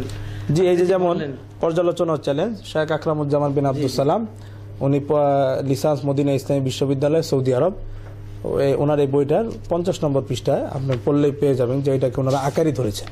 এটা ওদের নিজস্ব ব্যাখ্যা নাকি কোনো সালাফ এভাবে বলেছেন? আমরা এখনো কোনো সালাফের ব্যাখ্যা আমরা পাই নাই আর কি। ওনারাও রেফারেন্স দেন না না, আচ্ছা। উনি বলছেন অতএব যে আলেম বলেছেন আল্লাহ আকার বিশিষ্ট, নিরাকার নয়, তিনি দলিল ভিত্তিক সঠিক কথাই বলেছেন। কোরআন মাজিদের আয়াত ও হাদিসে আল্লাহর চেহারা, হাত পা, চক্ষু, জাত বা সত্তা, সুরত বা আকারের কথা উল্লেখ হয়েছে, যার অর্থ স্পষ্ট। এর মাধ্যমে আল্লাহর নির্দিষ্ট আকার আকৃতি আছে বলে প্রমাণ পাওয়া যায়। তো ইমাম আহমদ ইবনে হাম্বল বলছেন এটা আল্লাহর বিশেষণ, আকৃতি নয়, এটা আল্লাহর সিফত। এখন এটা কি কেমন আমরা জানি না, কিন্তু উনি সেটাকে আকার আকৃতি পর্যন্ত গিয়ে নিয়ে ঠেকালেন যে আল্লাহর আকৃতি আছে। এখান থেকে এসে আমাদের বর্তমানে সালাফি আলেমরা, আমাদের মূল যারা সালাফে সালেহীন ছিলেন, তাদের থেকে বিচ্যুত হয়ে গেছেন। কিন্তু এটা আল্লাহর একটা গুণ, আল্লাহর সিফত, এখন এটা কেমন আমরা জানি না। কিন্তু ওই ভাইরা কেমন না বলে তারা আকার পর্যন্ত নিয়ে গিয়ে সব বলে ফেলেন যে আল্লাহর আকার আছে, দেহ আছে, সব গিয়ে শেষে বলেন কেমন তা জানি না। আপনি একটা লোকের জন্য, একজনের সত্তার জন্য সবকিছুই সাব্যস্ত করলেন, কেমন আর জানি না, এই কথা বলার আর কোনো অর্থ থাকে না। এটা আপনাকে প্রথমেই বলতে হবে যে এটা আল্লাহর হাতের কথা আসছে, আল্লাহর হাত আমরা ঈমান রাখি, এটা আল্লাহর সিফত, কিন্তু এটা কি আকার আকৃতি না দেহ, এটা কি, এটা আল্লাহ তাআলাই ভালো জানেন। এটাই মূল হলো সালাফের আকীদা, যেটা ইমাম আহমদ ইবনে হাম্বল স্পষ্ট ভাষায় বলেন যে এটা আকার আকৃতি পর্যন্ত নিয়ে গিয়ে বলা যাবে না। ইমাম আহমদ ইবনে হাম্বলের কথাটা আমি পুরোটা পড়ি, তারপরে একটু আমি বলে নিই। সৌদি আরবে আমি যেটা শুনতে পেয়েছি যে আপনার আহলে সুন্নাত ওয়াল জামাতের ইমাম হিসেবে তারা ইমাম আহমদ ইবনে হাম্বলকে মানেন। জি, ইমাম বলেছেন এরকম যে ইমাম আহমদ ইবনে হাম্বলই হচ্ছেন যে আহলে সুন্নাত ওয়াল জামাতের ইমাম। তো তাহলে এখানে একটা জিনিস তো পরিষ্কার দেখা যাচ্ছে যে উনার ইমাম বলে আবু বকর আল খাল্লাল তার কিতাব আল আকীদার 102 111 নম্বর পৃষ্ঠায় দুই জায়গায় উনি এই পুরো কথাটা এসেছে। আহমদ ইবনে হাম্বলের আকীদার সাথে তাদের আকীদাগত একটা সংঘর্ষ এখানে স্পষ্ট দেখা যাচ্ছে আর কি। জি জি জি। আর আমরাও জানি না সৌদি আরবের কোন বর্তমানে যারা শেখ বিন বা শেখ উসাইমিনও কি এগুলোর দ্বারা আল্লাহর আকার আকৃতি আছে বলেছেন, আমরা এটা জানি না। তারাও এটাকে সিফাত পর্যন্ত নিয়েই বলেন। তারপর এটা কেমন ধরন, এটা পরে আসবে, এটা পরে আমরা এটা এখনো আরো বিশ্লেষণ করব। এই ব্যাখ্যা বিশ্লেষণ তারা কার রেফারেন্সে বলেন আসলে? এটা এখনো আমরা পাইনি যে তারা আকার আকৃতি যে পর্যন্ত নিয়ে গিয়ে বলেন। আসলে আমার যেটা মনে হয় যে সালাফের যারা লাহু ইয়াদুন, আল্লাহর হাত পা আছে বলছেন, কিন্তু কেমন জানি না, সেটাকেই তারা হয়তো মনে করেছেন যে তারা আকার আকৃতি, মনে হয় তার মানে সালাফ এই আকীদা রাখতেন আল্লাহর আকার আছে। আমার মনে হয় এখান থেকে তারা এই কথাটা বলেছেন, কিন্তু এখানে ইমাম আহমদ স্পষ্ট বললেন যে এটা আল্লাহর সিফত, এটা আকৃতি নয়। আমার মনে হয় ওই সংক্ষিপ্ত ইবারতগুলো দেখে তারা হয়তো মনে করেছেন সালাফ আল্লাহর আকার আকৃতি আছে এটাই বুঝতেন। কিন্তু যেটা ইমাম আহমদের কথা থেকে আমরা এখানে দেখবো যে আল্লাহ তাআলার এগুলো সব সিফত, এগুলোর ধরন কেমন, এগুলো আল্লাহ তাআলাই ভালো জানেন। আল্লাহ তাআলা আকার আকৃতি, জিসিম, দেহ ইত্যাদির থেকে বহুত ঊর্ধ্বে। আমি পুরো ইবারতটা পড়ছি। তিনি বলতেন, তার মতে মুখমণ্ডল অর্থ দেহ, ছবি বা আকৃতি নয়। যদি কেউ তা বলে তাহলে সে বেদাতি। তিনি বলতেন, মহান আল্লাহর দুটি হস্ত বিদ্যমান, এই দুটি তার সত্তার বিশেষণ। হস্তদ্বয় অঙ্গ প্রত্যঙ্গ নয়, দেহের অংশ নয়, দেহ জাতীয় কিছু নয়, সীমা, সংযোজন, অঙ্গ প্রত্যঙ্গ জাতীয় কিছুই নয়। এ বিষয়ে কিয়াস যুক্তি অচল। এতে কনুই, বাহু ইত্যাদি কোনো কিছুর অস্তিত্ব কল্পনার সুযোগ নেই। কোরআন ও হাদিসে যতটুকু বলা হয়েছে তার অতিরিক্ত মানুষের ব্যবহার থেকে কিছু সংযোজন করা যাবে না। আহমদ রহমতুল্লাহ আলাইহি বলতেন আল্লাহ ক্রোধান্বিত হন এবং সন্তুষ্ট হন, তার ক্রোধ এবং সন্তুষ্টি আছে। তার ক্রোধ ও সন্তুষ্টি তার সত্তান বিশেষণগুলোর মধ্যে দুটি বিশেষণ। তিনি অনাদিকাল থেকে তার অনাদি অনন্ত জ্ঞানে যাদেরকে অবাধ্য বলে জানেন তাদের প্রতি ক্রোধান্বিত রয়েছেন, এবং তার অনন্ত জ্ঞানে যাদেরকে অনুগত বলে জানেন তাদের প্রতি তিনি সন্তুষ্ট রয়েছেন। মহান আল্লাহকে যারা দেহ বিশিষ্ট বলে দাবি করেন তিনি তাদের কথা অস্বীকার ও প্রতিবাদ করেন, কারণ নাম তো শরিয়া এবং ভাষার ব্যবহার থেকে গ্রহণ করতে হবে। ভাষার ব্যবহারে দেহ বলতেই গণ্ডি, সীমা, দৈর্ঘ্য, একটা দেহ আল্লাহর আকার আছে বলতেই তার মানে আল্লাহ তাআলার একটা দেহর সীমা আছে, দৈর্ঘ্য আছে, প্রস্থ আছে, গভীরতা আছে, আকৃতি আছে, সংযোজন ইত্যাদি সমাহারকে বোঝানো হয়। মহান আল্লাহ এই সব কিছুর ঊর্ধ্বে, মহান আল্লাহ এর সব কিছুর ঊর্ধ্বে। শরীয়তে মহান আল্লাহকে বিশেষণে বিশেষায়িত করা হয়নি, কাজে মহান আল্লাহর দেহ আছে বা তিনি দেহ বিশিষ্ট এরূপ কথা বলা বাতিল। আপনার কাছে বিষয়টা এটা হলো আহমদ ইবনে হাম্বলের ছাত্র আবু বকর খাল্লাল, ওনার কিতাব আল আকীদার 102 থেকে 111 নম্বর পৃষ্ঠায় পুরো এই কথাটা আছে। তো এখানে স্পষ্ট বোঝা গেল যে এটা আল্লাহর সিফত হিসাবে এখানে, আর এটার ব্যাপারে অতিরিক্ত কোনো কথা নিজের থেকে না বলাটাই উচিত। কিন্তু আমাদের ওই ভাইরা এখানে গিয়েই ভুল করছেন, তারা এটাকে আল্লাহর আকার আকৃতি পর্যন্ত নিয়ে বলছেন, আল্লাহর দেহ আছে এইসব নিয়ে বলছেন, যেটা আমরা আকরামুজ্জামানের বই থেকেও দেখলাম। তো এখানে হয়তো তারা একটু ভুল করছেন, তারা যে আবার যেদিকে পয়েন্ট করছেন আবার যে উলামায়ে দেওবন্দ তারাও তো ব্যাখ্যা করছেন, আয়াতগুলোর তাবিল করছেন, তো সেটার ব্যাপারে ওটার ব্যাপারে আমি এখন একটু পরে আমি বলতেছি। আচ্ছা আচ্ছা। তো এখন সালাফের এই সমস্ত কথা থেকে আহমদ ইবনে হাম্বলের আরেকটা নস আমি আর কি একটু পড়তে চাই, তাহলে আপনার কাছে আহমদ ইবনে হাম্বলের বিষয়টা আর একটু স্পষ্ট হবে। জাম্মুত তাউইল কিতাবের 22 নম্বর পৃষ্ঠায় আছে।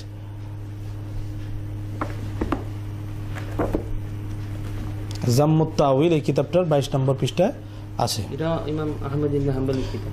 ইমাম আহমদ ইবনে হাম্বলের কিতাব না, এটা ইমাম আহমদ ইবনে হাম্বলের পরের কিতাব, কিন্তু ইমাম আহমদ থেকে সনদ সহকারে আছে।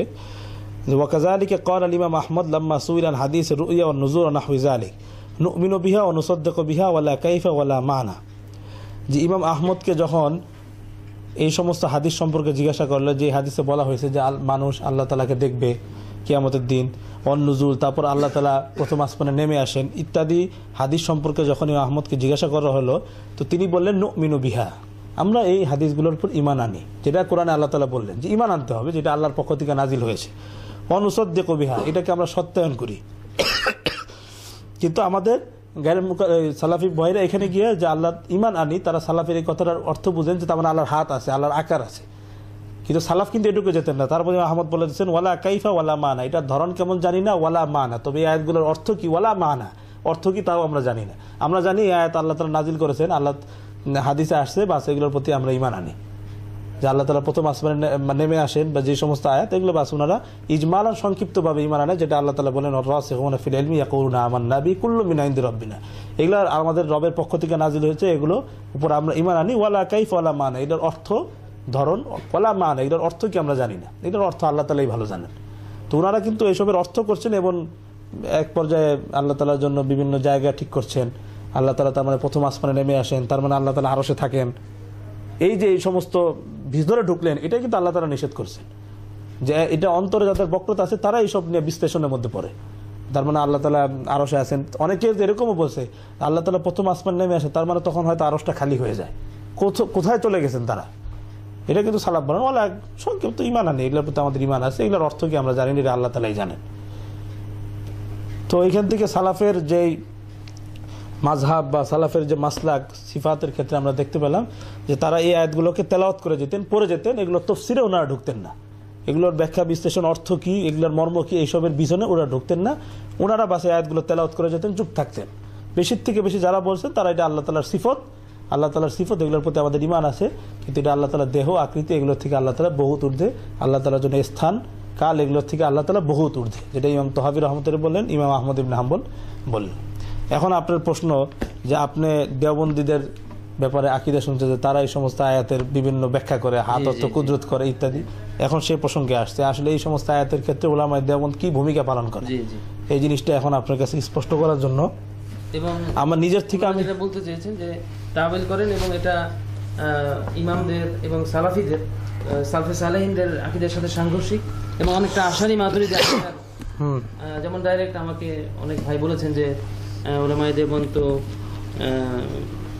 যে আকীদা তোমরা ফিকে হানাফি ফলো করো, কিন্তু কেন ইমাম আবু হানিফার আকীদাকে কেন পোষণ করো না? কেন ইমাম আশারি এবং মাতুরিদি আকীদাকে পোষণ করো? এরকম এটাই তাদের মানে ওলামায়ে দেওবন্দের আকীদা সম্পর্কে তাদের অজ্ঞতার কারণেই তারা বলা শুরু করছে দেওবন্দিরা তাবিলি, বা আসলে দেওবন্দিরা কি বিশ্বাস করেন এই সমস্ত আয়াতের ক্ষেত্রে ওলামায়ে দেওবন্দের আকীদা বিশ্বাস কি, এবং কতটুকু তাবিলকে তারা সঠিক মনে করেন, কতটুকু তাবিলকে তারা সঠিক মনে করেন না, এটা সম্পর্কে ওলামায়ে দেওবন্দি কিতাব থেকে তো আমাদেরকে দেখতে হবে।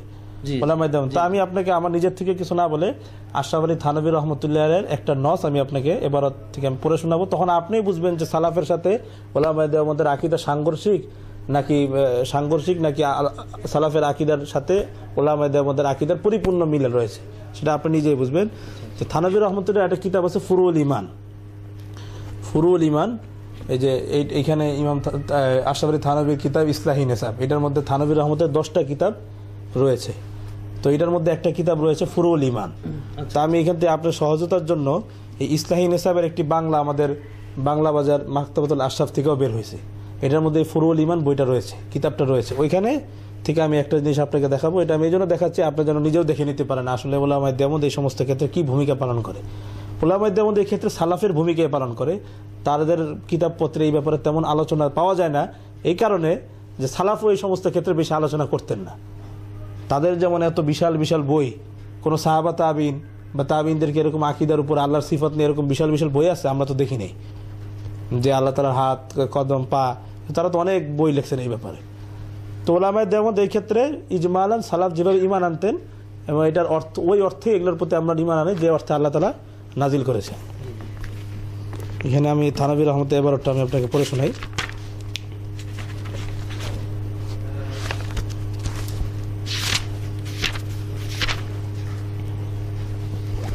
আশরাফ আলী থানভীর ফুরুল ইমানের যেটা মাকতুল আশরাফ থেকে বের হয়েছে 543 নম্বর পৃষ্ঠায়, 543 নম্বর পৃষ্ঠায় আমি থানভী রহমতের কথাটা পড়লে আপনি বুঝতে পারবেন যে ওলামায়ে দেওবন্দ এই ক্ষেত্রে কি ভূমিকা পালন করে, এই সমস্ত আকীদার ক্ষেত্রে তাদের বিশ্বাস, তারা কি বিশ্বাস লালন করে। আশরাফ আলী থানভী রহমত বলতেছেন, জানা থাকা উচিত যে মহান আল্লাহ তাআলা সত্তা প্রশ্নাতীত ও ধারণাতীত, তেমনিভাবে তার গুণাবলীও প্রশ্নাতীত ও ধারণাতীত। তাই আল্লাহ তাআলার গুণাবলীর ব্যাপারে ধারণা ও অনুমানের উপর ভিত্তি করে কথা বলা এবং তার ব্যাখ্যা ও রূপরেখা নির্ধারণ করা মারাত্মক বিপজ্জনক। বুঝেন, আল্লাহ তাআলার গুণাবলীর ব্যাপারে ধারণা ও অনুমানের উপর ভিত্তি করে কথা বলা এবং তার ব্যাখ্যা ও রূপরেখা নির্ধারণ করা মারাত্মক বিপজ্জনক। এ বিষয়ে অনেক সাধারণ মানুষের আকীদা খুবই নিরাপদ যে তারা সংক্ষেপে আল্লাহর গুণাবলীর উপর বিশ্বাস রাখে, তারা এগুলোর ব্যাপারে চুলচেরা বিশ্লেষণ ও অধিক টানা হেঁচড়া করে না। এবং পূর্বকালের বুজুর্গ সাহাবা এবং তাবিনদের বিশ্বাসও এমনই ছিল। অতীতকালের বেদাতীতের দল যখন ভারী হয়ে উঠল এবং তর্কশাস্ত্রের বিস্তার ঘটল, তখন আল্লাহর গুণাবলী সম্পর্কে আলোচনা বৃদ্ধি পেল এবং বেশিরভাগ বিধিবিধানের ব্যাপারে অসতর্ক পরিস্থিতি সৃষ্টি হলো। যেমন পবিত্র কোরআনে আছে, আর রহমানু আলাল আরশ ইস্তাওয়া, মহান আল্লাহ আরশের উপর ইস্তাওয়া করেছেন, আল্লাহ আরশের উপর সমাসীন হয়েছেন। এখন দেখেন থানভী রহমতের কি বলে, এটা আপনাকে বুঝতে হবে। ওরা বলে আমরা তাবিল করি, ব্যাখ্যা করি। দেখেন থানভী রহমতে বলছেন, এখন এই আয়াত প্রসঙ্গে এই বিশ্লেষণ শুরু করা যে ইস্তেওয়া বা সমাসীন হওয়া দিয়ে কি বোঝানো হয়েছে, এর উদ্দেশ্যই বাকি। নিঃসন্দেহে এ জাতীয় আলোচনা ও গবেষণা নির্ভীক আচরণ। মানুষ নিজের গুণাবলীর হাকিকত সম্পর্কে যেখানে পূর্ণ অবগত নয়, সেখানে মহান স্রষ্টার গুণাবলীর মর্ম সম্পর্কে কি জানবে? তাই সহজ সরল কথা হলো, সংক্ষেপে আকীদা পোষণ করবে যে আল্লাহ তাআলা যা কিছু বলেছেন তা সত্য বলেছেন, যেটা কোরআনে বলা হয়েছে। সালাফে সালেহিন যে বিশ্বাস লালন করতেন, থানভী রহমত ঠিক ওই কথাই বলছেন। সংক্ষেপে আকীদা পোষণ করবে যে আল্লাহ তাআলা যা কিছু বলেছেন তা সত্য বলেছেন।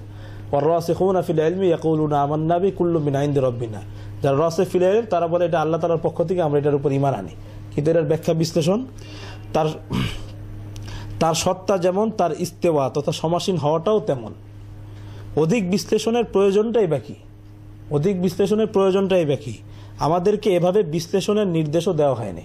আল্লাহ তাআলা বিশ্লেষণ করতে নিষেধ করেছেন, তো আসলে থানভী বলতেছে আমাদেরকে এভাবে বিশ্লেষণের নির্দেশও দেওয়া হয়নি, আমাদেরকে এ ব্যাপারে জিজ্ঞাসাও করা হবে না। তবে এই ব্যাপারে নিশ্চিত বিশ্বাস রাখবে যে তার ইস্তেওয়া তথা সমাসীন হওয়া আমাদের ইস্তেওয়ার মতো তথা সমাসীন হওয়ার মতো নয়। কারণ আল্লাহ তাআলা ইরশাদ করেন, লাইসা কামিসলিহি শাই, যে কোনো কিছুই তার মতো নয়। বাকি রইল তার ইস্তেওয়া বা সমাসীন হওয়া কেমন, এ নিয়ে আলোচনাই করবে না, আল্লাহর উপর সমর্পণ করবে। কিংবা হাদিস শরীফে এসেছে ইয়ানজুলু রব্বুনা কুল্লা লাইলাতিন ইলা সামাই দুনিয়া, প্রতি রাতে আমাদের প্রভু দুনিয়ার আকাশে অবতরণ করেন। এখন এই চিন্তায় পড়া যে অবতরণের অর্থ কি এবং কিভাবে তিনি অবতরণ করেন, এই সমস্ত অর্থহীন কাজে লিপ্ত হবে না, যার প্রকৃত তথ্য কিয়ামত পর্যন্ত উদ্ধার করা যাবে না। তাই এই নিয়ে সময় নষ্ট করবে না, বরং এই হাদিস বলার দ্বারা রাসূলুল্লাহ সাল্লাল্লাহু আলাইহি ওয়াসাল্লামের যে লক্ষ্য, অর্থাৎ ওই সময় মানুষ আন্তরিকভাবে এবং আবেগ উদ্দীপনা সহকারে জিকির ও ইবাদতে মগ্ন থাকবে, আমাদেরকেও তাই করা উচিত। আল্লাহর এই সমস্ত গুণাবলীর মূল তত্ত্বের ব্যাপারে কেউ কিছুই জানে না, তাই এর পিছনে সময় ব্যয় করা নিজের মূল্যবান সময়কে নষ্ট করা। আল্লাহ তাআলা ইরশাদ করেন, ফাআম্মাল্লাযীনা ফী কুলূবিহিম যায়গুন ফায়াত্তাবিউনা মা তাশাবা মিনহু ইবতিগাল ফিতনাতি ওয়া ইবতিগা তাউইলি। সুতরাং যাদের অন্তরে কুটিলতা রয়েছে তারাই অনুসরণ করে ফিতনা বিস্তার এবং অপব্যাখ্যার উদ্দেশ্যে তন্মধ্যকার রূপকগুলো এই সমস্ত আয়াতের মুতাশাবিহ আয়াতের। এখানে থানভী রহমতের কথাটা একদম স্পষ্ট হয়ে গেল যে সালাফের আকীদার সাথে আমাদের উলামায়ে দেওবন্দের আকীদার কোনো সংঘর্ষ নেই। সালাফ যা বলেছেন, যেটাকে আমরা ঈমান আনি যে আল্লাহ তাআলা ইস্তিওয়া হয়েছে, বা ওই অর্থে ঈমান আনি যে আল্লাহ তাআলা যা সত্য বলেছেন, আল্লাহ তাআলা যেটা বুঝাইতে চেয়েছেন, আমরা সেই অর্থের উপরই ঈমান আনি। আল্লাহর ইস্তিওয়া আমাদের ইস্তিওয়ার মতো নয়। সালাফের আকীদার সাথে এখন আপনি বলেন যে উলামায়ে দেওবন্দের আকীদা সালাফের আকীদার সাথে পরিপন্থী নাকি সাংঘর্ষিক, এখন আপনি বলেন, আপনি কি বলেন? জি, ওনারা চুপ থাকার আদেশ, সালাফও যে ভূমিকা পালন করেছেন ওনারাও বলতেছেন যে এগুলোর উপরে সংক্ষেপে ঈমান আনো, এগুলোর বিশ্লেষণের মধ্যে হ্যাঁ উনিও চুপ থাকারই পরামর্শ দিয়েছেন। জি, এইসব ব্যাপারে অধিক বাকি এইভাবে পোষণ করবে। তাই সহজ সরল কথা হলো সংক্ষেপে আকীদা পোষণ করবে যে আল্লাহ তাআলা যা কিছু বলেছেন তা সত্য বলেছেন, তার সত্তা যেমন তার ইস্তিওয়া তথা সমাসীন হও তেমন অধিক বিশ্লেষণের প্রয়োজনটাই বাকি। আমাদেরকে এভাবে বিশ্লেষণের নির্দেশ দেওয়া হয় নাই। বিশ্লেষণ তাবিল যেটা আমরা ঘাটাঘাটি করে বের করি, থানভী রহমত এটা করতে নিষেধ করলেন যে সংক্ষেপে এটার উপর ঈমান আনো, আল্লাহ তাআলা যা বলছেন সত্য বলেছেন, যেটা আল্লাহ তাআলাও চাচ্ছেন। ওয়ার-রাসিখুনা ফিল ইলমি ইয়াকুলুনা আমান্না বি, সালাফও তাই বলেছেন। সুফিয়ান ইবনে ওয়াইনা বলছেন যে এই সমস্ত আয়াতে তেলাওয়াত করে যাও, এটার তাফসীর হলো এটা তেলাওয়াত করা, এটা তাফসীর মানে তেলাওয়াত করা, যেমন চুপ থাকা। তো পুরো সালাফে সালেহিনের আকীদার সাথে উলামায়ে দেওবন্দের আকীদার কোনো সমস্যা নেই। উলামায়ে দেওবন্দ ওই আকীদায় পোষণ করে যেটা সালাফে সালেহিন যে আকীদা পোষণ করে। কিন্তু আমাদের বর্তমানে সালাফি আলেমরা এই সমস্ত আয়াতকে থানভী রহমতুল্লাহ আলাইহি কিভাবে বুঝলেন, যেভাবে সালাফ বুঝেছেন, কিন্তু তারা এই আয়াতগুলোকে নিয়ে বাস আল্লাহ তাআলা আরশের উপর রয়েছেন, আল্লাহ তাআলা আরশের উপর বসে আছেন, এইসব বাস আল্লাহ তাআলার জন্য জায়গা নির্ধারণ করা, আল্লাহ তাআলার জন্য অঙ্গ আকার সাব্যস্ত করা, এইসব করতে গিয়ে তারা কিন্তু আমাদের যে মূল সালাফ থেকে আমাদের বর্তমানে সালাফি বন্ধুরা কিন্তু অনেকটাই সরে গেছে।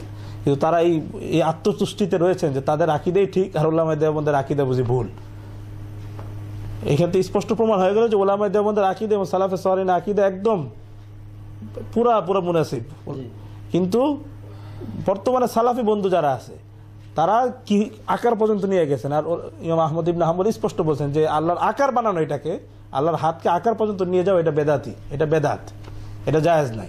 এখন স্পষ্ট এখান থেকে আপনি বলেন যে উলামায়ে দেওবন্দের সাথে এখন সালাফের আকীদায় বেশি সামঞ্জস্যশীল নাকি বর্তমানে সালাফি বন্ধুদের আকীদায় বেশি সামঞ্জস্যশীল, আপনি বলেন।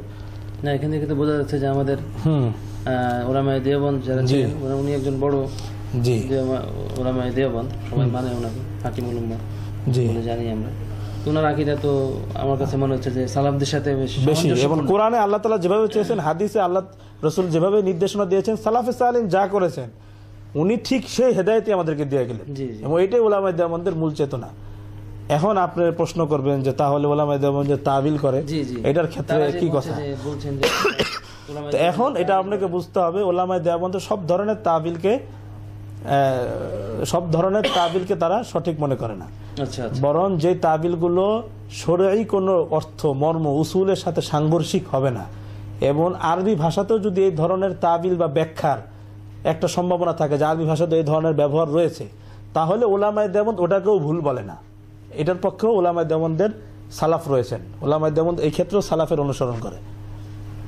আমি আগে আপনাকে আরেকটা জিনিস দেখাচ্ছি, আল মুহান্নাদ আল মুফান্নাদ, এই কিতাবটার নাম আপনি শুনেছেন, খলিল আহমদ সাহানপীর রহমতুল্লাহর কিতাব। এখান থেকে আপনি বিষয়টা দেখেন যে উলামায়ে দেওবন্দ কি পোষণ করে।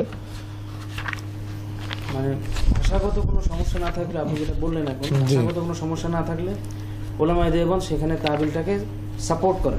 জি, কিন্তু যেমন এই যে আল মুহান্নাদ আল মুফান্নাদ, এই কিতাবটার প্রেক্ষাপট আপনি জানেন যে বেরেলভি সম্প্রদায়, আমাদের সালাফি ভাইরা মনে করে যে দেওবন্দ আর বেরেলভ দুইটা একই জিনিস, এটা হলো দুই শাখা। কিন্তু এটা কত বড় মিথ্যা যে বেরেলভি সম্প্রদায় বর্তমানে সালাফিরা যা করে তারা সেটাই একসময় করেছিল। উলামায়ে দেওবন্দের বিভিন্ন ইবারত তারা কিতাব থেকে কেটে চেটে সেগুলো তারা মক্কা মদিনা ইমামদের সামনে পেশ করেছিলেন। যে এই ধরনের ওলামায়ে দেওবন্দ এই সমস্ত আকীদা রাখে, তো তখন তারা কুফরি ফতোয়া দিয়েছিল।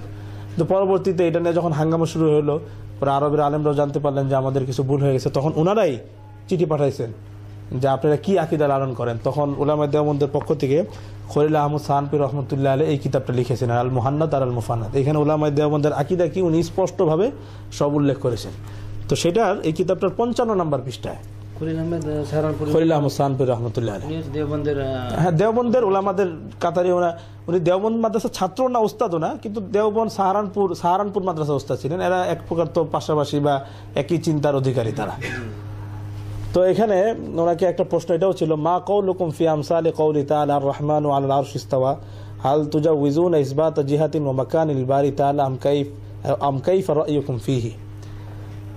যে তোমরা যে একটা প্রশ্ন আরবের আলেমরা করেছিলেন যে আল্লাহ তাআলার যে আয়াত আর রহমান আল আরশি ইস্তাওয়া, রহমান আরশে ইস্তাওয়া করেছেন, এই সমস্ত যে আয়াতগুলো আছে এগুলোর ব্যাপারে তোমাদের বক্তব্য কি? হাল তুজাউযুনা ইসবাত জিহাতিন ওয়া মাকানিন, তোমরা কি আল্লাহ তাআলার জন্য কোনো জায়গা কোনো দিক নির্ধারণ করাকে তোমরা কি জায়েজ মনে করো? আম কাইফা রায়ুকুম ফিহি, বা তোমাদের এই সমস্ত আয়াতের ক্ষেত্রে আল্লাহ তাআলার সিফাতের ক্ষেত্রে তোমাদের রায়টা কি, এই সমস্ত ক্ষেত্রে তোমাদের বক্তব্যটা কি? তো খলিল আহমদ সাহানপুরি আল জবাব উত্তর দিয়েছেন,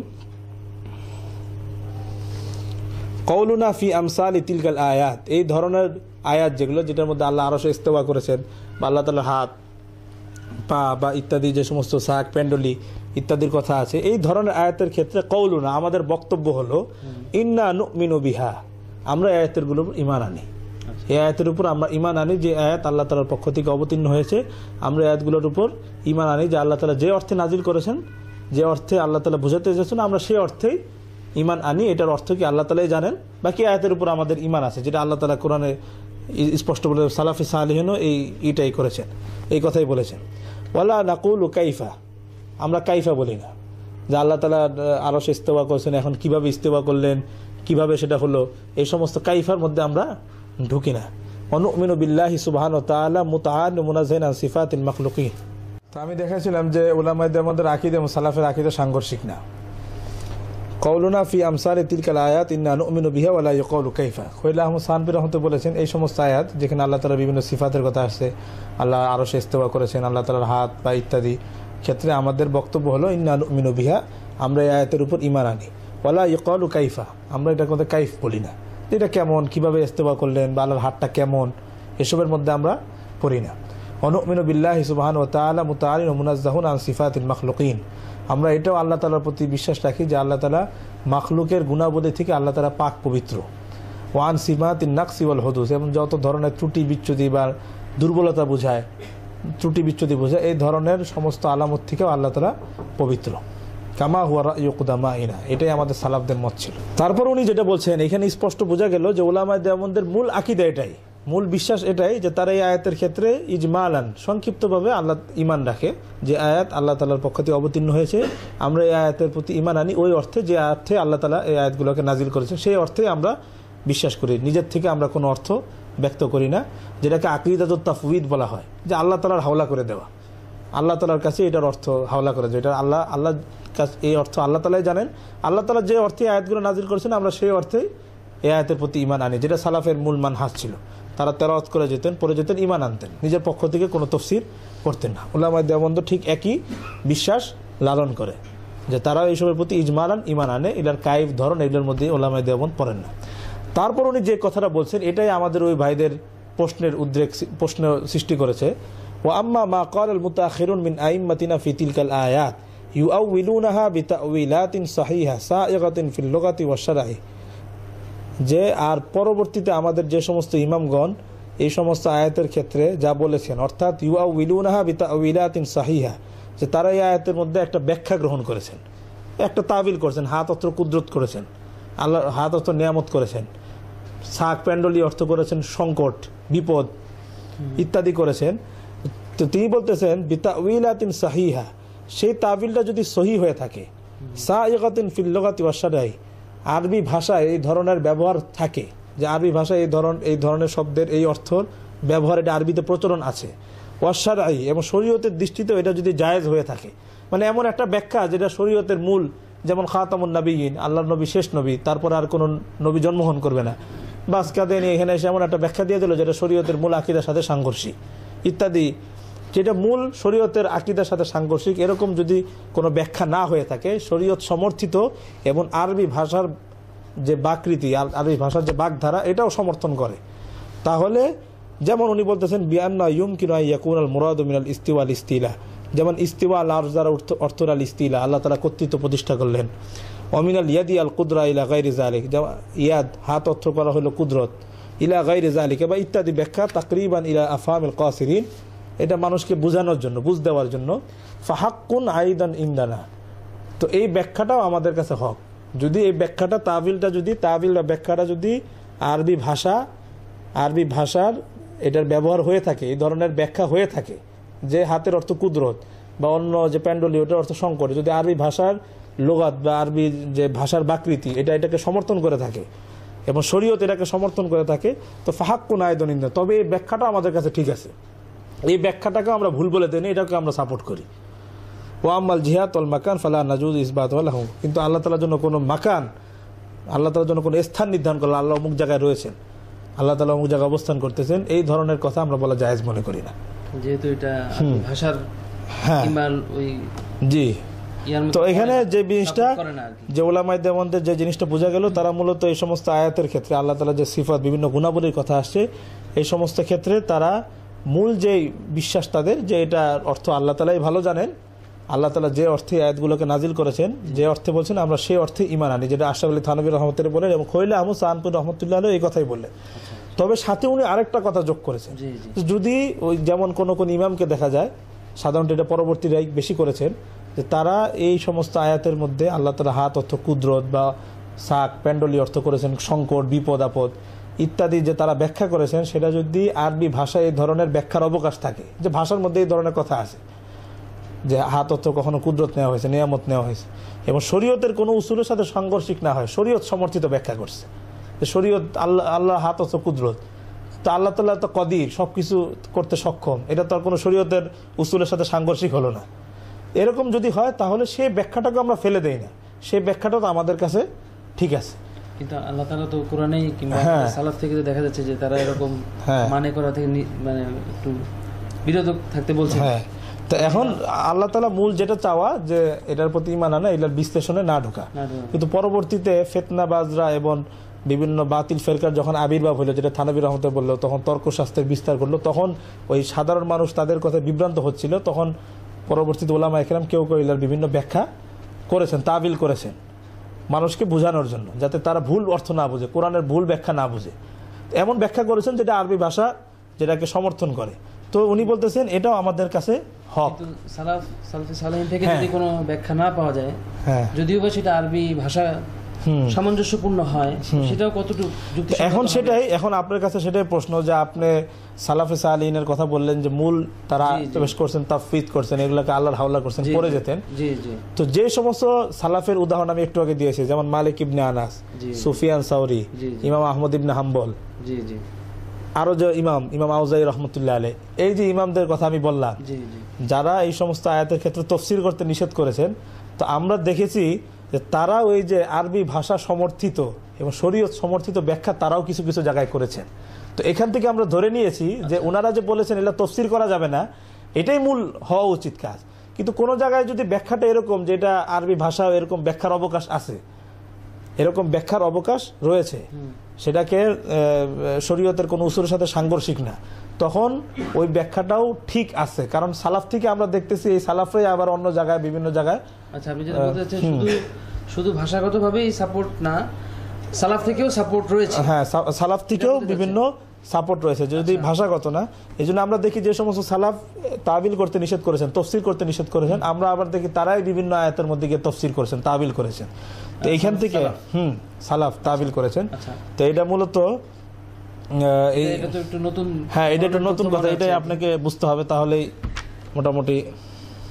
আমরা তো যতদূর জানি সালাফে সালেহিন কোন রকম তাবিল করেন। আসলে মূল সালাফের যে মানহাজ যেটা ছিল, যে ওনারা এইসব ক্ষেত্রে চুপ থাকতেন, ঈমান আনতেন, সংক্ষিপ্তভাবে কোনো বক্তব্য দিতেন না। কিন্তু মাকুল তাবিল, যেখানে গ্রহণযোগ্য তাবিল বা ব্যাখ্যার অবকাশ আছে, সেগুলো ওনারা নিষেধ করতেন না, বরং ওনারা করতেন। সেটাই উলামায়ে দেওবন্দ এখানে এই কথা বলেছেন, যে যদি ভাষাগত দিক থেকে সেটা যদি সমর্থন থাকে এরকম ব্যাখ্যার, তাহলে এটা করা যাবে। যেমন আমি আপনাকে ফাতুল বাড়ির এই 13 নম্বর খণ্ড 497 নম্বর পৃষ্ঠা 13 নম্বর খণ্ড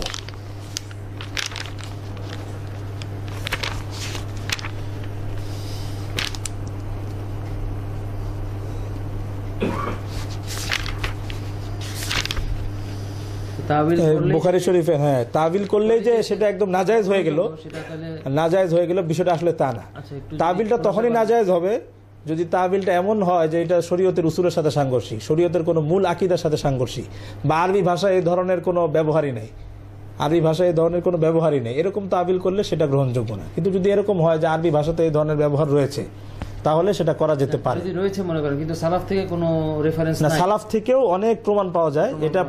এটা ওই সালাফি ভাইরা প্রসিদ্ধ করে দিছে যে দেওবন্দির হলো তাবিল করে, আর সালাফ তাবিল করতো না। এটা কিন্তু সম্পূর্ণ গলত কথা। সালাফও মাকুল তাবিল, গ্রহণযোগ্য তাবিল, সঠিক তাবিল সালাফও করতেন।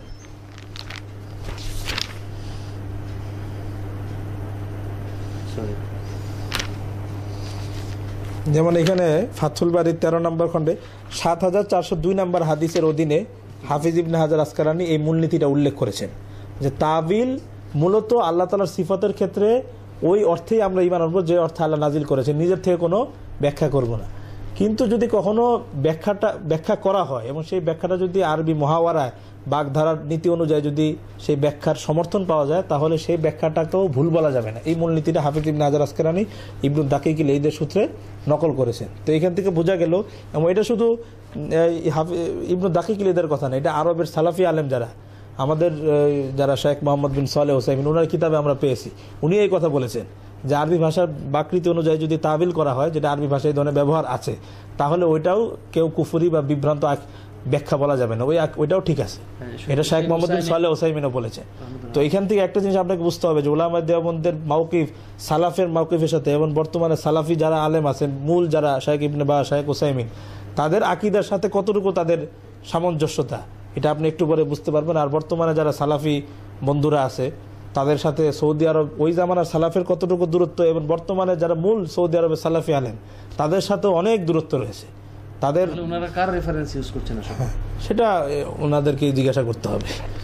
তো এখন আমি এখান থেকে জিনিসটা দেখাচ্ছি। 13 নম্বর পৃষ্ঠা, 13 নম্বর খণ্ডে 496 নম্বর পৃষ্ঠা হাফিজ ইবনে হাজার আসকালানি ফাতুল বারীতে উনি বলছেন, ওয়াকাল ইবনু দাকিক আল-ঈদ ফিল আকীদা, ইবনু দাকিক আল-ঈদ রাহমাতুল্লাহ আলাইহি আকীদার কিতাবের মধ্যে উনি বলেছেন, নাকুলু ফি সিফাতিল মুশকিলা আন্নাহা হাক্কুন ওয়া সিদকুন আলাল মা'না আল্লাযী আরাদাহুল্লাহ। এই যে আল্লাহ তাআলার বিভিন্ন সিফাত গুণাবলীর কথা আসছে কোরআনের মধ্যে, যেটা সিফাতে মুতাশাবিহাত বা মুশকিলা, যেটার মর্মটা আসলে অস্পষ্ট, এসবের ক্ষেত্রে আমাদের বক্তব্য হলো আন্নাহা হাক্কুন ওয়া সিদকুন আলাল মা'না আল্লাযী আরাদাহুল্লাহ, এইটা সত্য, আলাল মা'না আল্লাযী ওই অর্থে সত্য যে অর্থে আল্লাযী আরাদাহুল্লাহ আল্লাহ তাআলা ইচ্ছা পোষণ করেছেন, যে আমরা এটাকে সত্য মানি। আল্লাহ তাআলা যে সমস্ত সিফত কোরআনের মধ্যে আছে আমরা এটার প্রতি ঈমান আনি, এটাকে সত্যায়ন করি, তবে ওই অর্থে যে অর্থে আল্লাহ নাজিল করেছেন, আমাদের নিজেদের পক্ষ থেকে কোনো অর্থ আমরা করি না। ওমান তাআওয়ালাহা, কেউ যদি এই সমস্ত সিফাতের ক্ষেত্রে তাবিল করে থাকে বা ব্যাখ্যা করে থাকে, আমি আগেই বলেছি সব তাবিলই কিন্তু ভুল না। আল্লাহ রসুল কিন্তু ইবনে আব্বাসকে বলছে আল্লাহুম্মা আল্লিমহুত তাউইল, হ্যাঁ আল্লাহ আপনার ইবনে আব্বাসকে তাবিল শিখান। তাহলে বোঝা গেল তাবিল জিনিসটা, নামটাই গলত, তাবিল শব্দটাই গলত, তাবিল করলেই সেটা ভুল। বিষয়টা আসলে এমন না। তাবিলের মধ্যে কোরআন সম্পর্কে যে কোরআনের তাবিল তাকে শিখান, কোরআনের তাবিল, হ্যাঁ কোরআনের তাবিল শিখান। তো ওমান তাআওয়ালাহা নাযারনা, যে তাবিল করছে, যদি তাবিল করে থাকে নাযারনা, আমরা এখানে গভীরভাবে দেখব।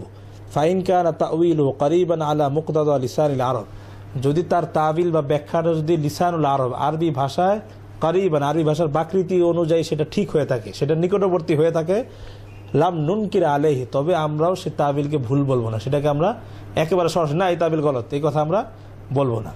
ওয়াইন কানা বাঈদান, আর যদি দেখা গেল এমন একটা তাবিল সে করলো এই সিফাতের ক্ষেত্রে, তাওয়াক্কাফ ওয়াইন কানা বাঈদা, সেটা অনেক দূরবর্তী, আরবি ভাষায় এটার কোনো ব্যবহারই নেই, তাওয়াক্কাফনা আনহু ওয়া রাজা'না ইলা তাসদীক মা আত-তানজীহ, তাহলে আমরা এই ব্যাখ্যা থেকে বিরত থাকবো এবং মূল যেটা আমরা বলে আসলাম যে এই সমস্ত সিফাতের ক্ষেত্রে আমাদের ঈমান রয়েছে ওই অর্থে যে অর্থে আল্লাহ তাআলা।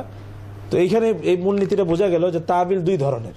এক ধরনের তাবিল হলো যে বাস এটা এমন একটা তাবিল করলো যেটা তাবিলের আরবি ভাষায় এই ধরনের তাবিলের কোনো ব্যবহার পাওয়া যায় না, অর্থ পাওয়া যায় না।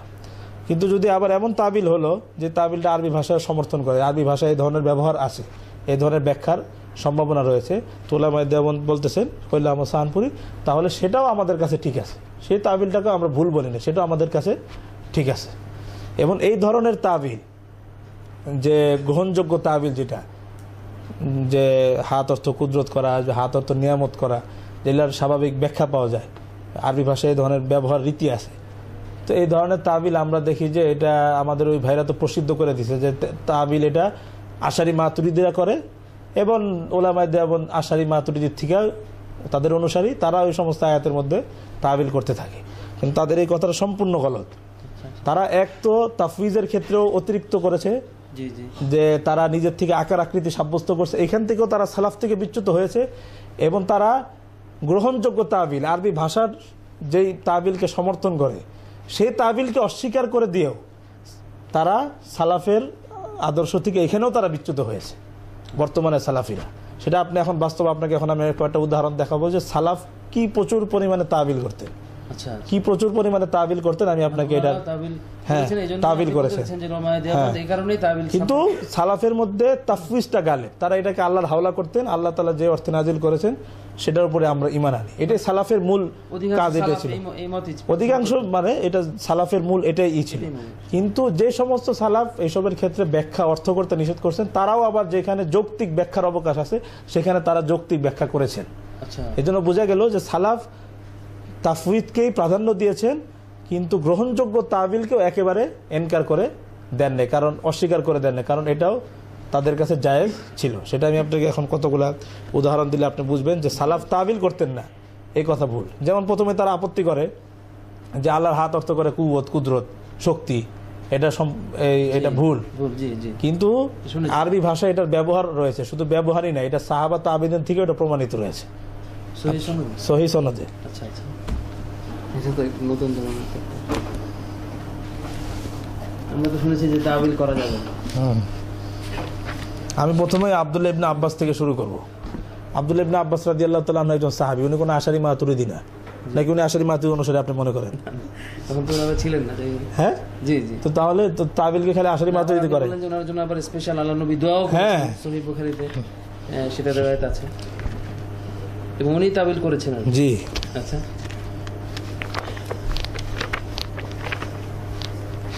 আপনি সূরা জারিয়াতের নাম শুনেছেন না? জি, শুনেছি। সূরা জারিয়াত কোরআনের একটা সূরা,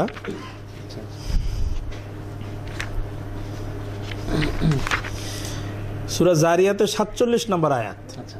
সূরা জারিয়াতের 47 নম্বর আয়াতের মধ্যে আল্লাহ তাআলা বলেছেন, ওয়াস-সামাআ বানাইনাহা বিআইদিন ওয়া ইন্না লামুসিউন, আসমানকে আমি স্বহস্তে সৃষ্টি করেছি। ওয়াস-সামাআ বানাইনাহা বিআইদিন, আসমানকে আমি হাত দ্বারা সৃষ্টি করেছি, এখানে কিন্তু হাত, ওয়াস-সামাআ বানাইনাহা বিআইদিন, আমি আসমানকে হাত দ্বারা তৈরি করেছি। তো এখানে হাত আছে, এখন আপনি কি বলবেন? সালাফি ভাইরা কি বলে? আল্লাহ হাত মানে আল্লাহ নিজ হাত দিয়ে তো মানেছেন, তাবিল করা জায়েজ নাই, তাই তো? এটাই তো ওনারা বলে।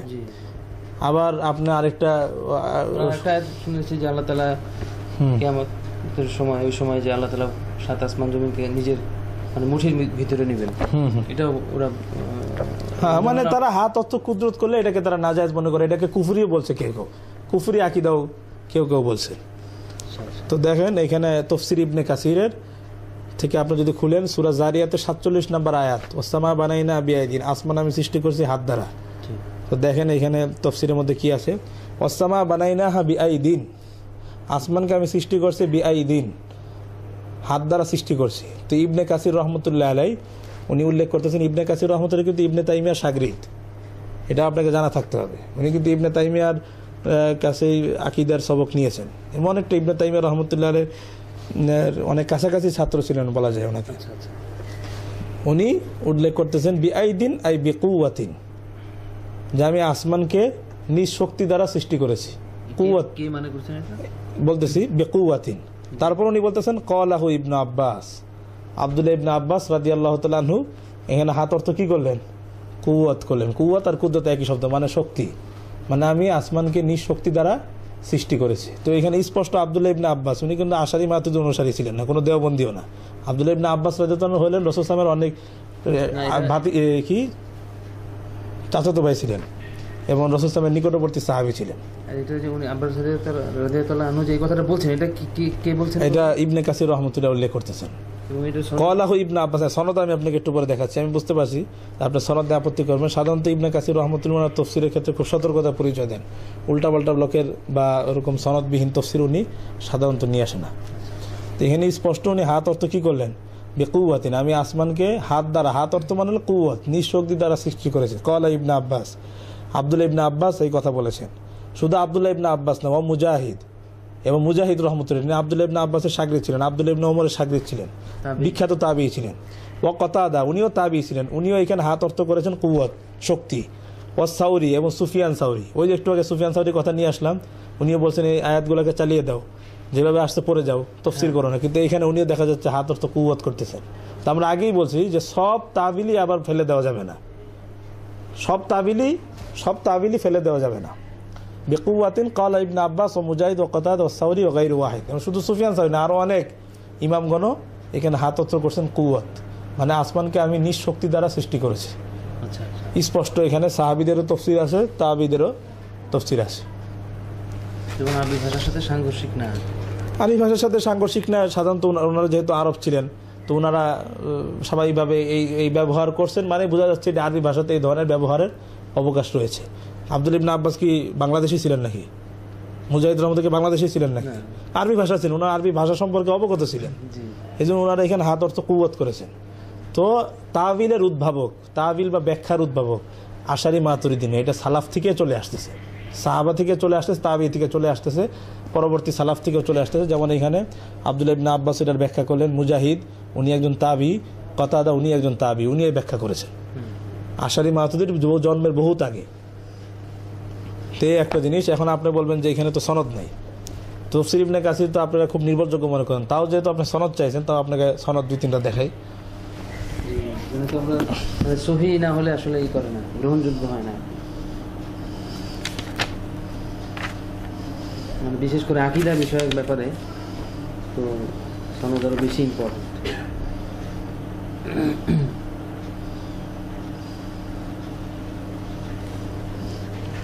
তফসিরে তবারির নাম তো আপনি শুনেছেন, উনি একজন সালাফ ছিলেন, আশারি মাতুরিদি রহমতুল্লাহ আগে ছিলেন, তাদের আগে ইন্তেকাল করেছেন আর কি, তাদের সমসাময়িকী প্রায় ছিলেন। তবারি রহমতুল্লাহ অনেক বড় মুহাদ্দিস ছিলেন, অনেক বড় মুফাসসির ছিলেন, বিশাল কিতাব লিখেছেন তাফসিরে তবারি। তারপর ওনার হাদিসের কিতাব আছে তাহজিবুল আসার, তারপর উনি ইতিহাস নিয়ে কিতাব লিখেছেন তারিখে তবারি। সেই ইমাম তবারি রহমতুল্লাহ তফসির, এটার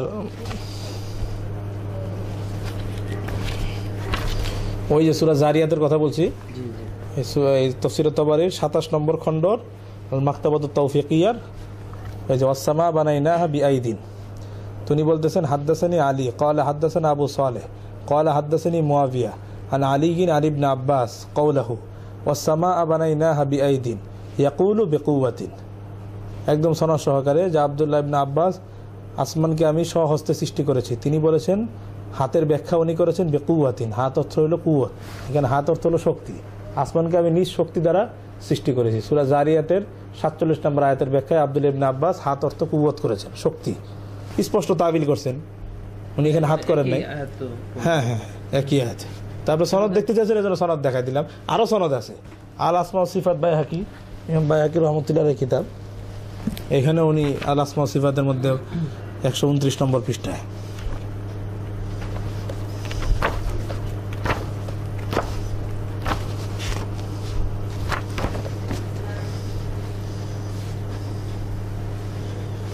এই যে উনি সনদ সহকারে নিয়ে আসছেন। আখবারনা আবু জাকারিয়া আল আসমা ও সিফাত বাইহাকি, আখবারনা আবু জাকারিয়া ইবনে আবি ইসা ক্বালা আখবারনা আবুল হাসান আত-তারাইফি হাদদাসানা উসমান ইবনে সাঈদ হাদদাসানা আব্দুল্লাহ ইবনে সালেহ আন মুয়াবিয়া ইবনে সালেহ আন আলী ইবনে আবি তালহা আন ইবনে আব্বাস রাদিয়াল্লাহু আনহুমা ফি কওলিহি বিআইদিন ক্বালা বিকুওয়াতিন।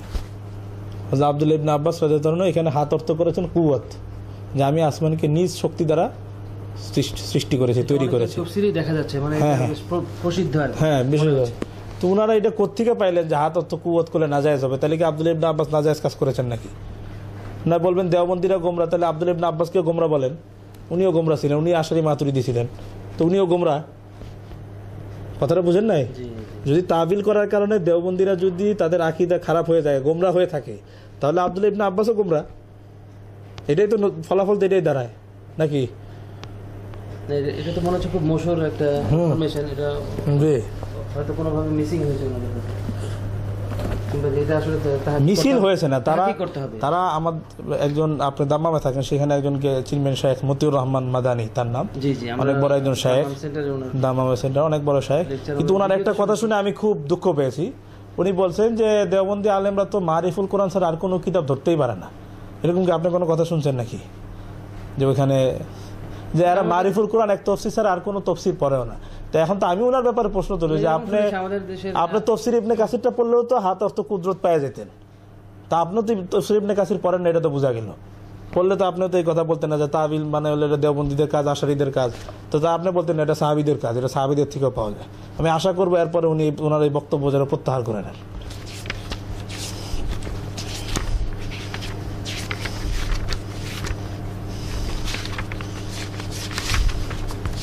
এরকম বলতে শুনেছেন কি এলেমের গভীরতা আসলে আম মাদ্রাসা কিংবা শিক্ষা ব্যবস্থা এতটা গভীর না আর কি। যাই হোক, এখন এটা আমার সামনে পেশ করা যেতে পারে, এই ব্যাপারে আমরা এরকম শুনলাম। তো তারপরে এটা তো এক নম্বর উদাহরণ, হাতের অর্থ দিলাম আব্দুল্লাহ ইবনে আব্বাস থেকে। তারপর আরেকটা পেন্ডলি, জি জি, তারা বলে আল্লাহ তাআলার পেন্ডলি আছে, যেমন আপনি এই কিতাবটা পড়েন, তারপর শহীদুল্লাহ খান মাদানী পড়েন আল্লাহ তাআলার পেন্ডলি আছে। তো ওনারা দলিল দিচ্ছেন ইয়াউমা ইউকশাফু আন সাকিম ওয়া ইউদাউনা ইলা সুজুদ। এটা ওনাদের একটা বই, মহান আল্লাহর নাম ও গুণাবলী, আব্দুল হামিদ ফাইজি, একজন সালাফি আলেম, তাওহীদ পাবলিকেশন থেকে ওনার ওই বই বের হয়েছে। এখানে উনি দেখেন ভূমিকার মধ্যে লিখেছে,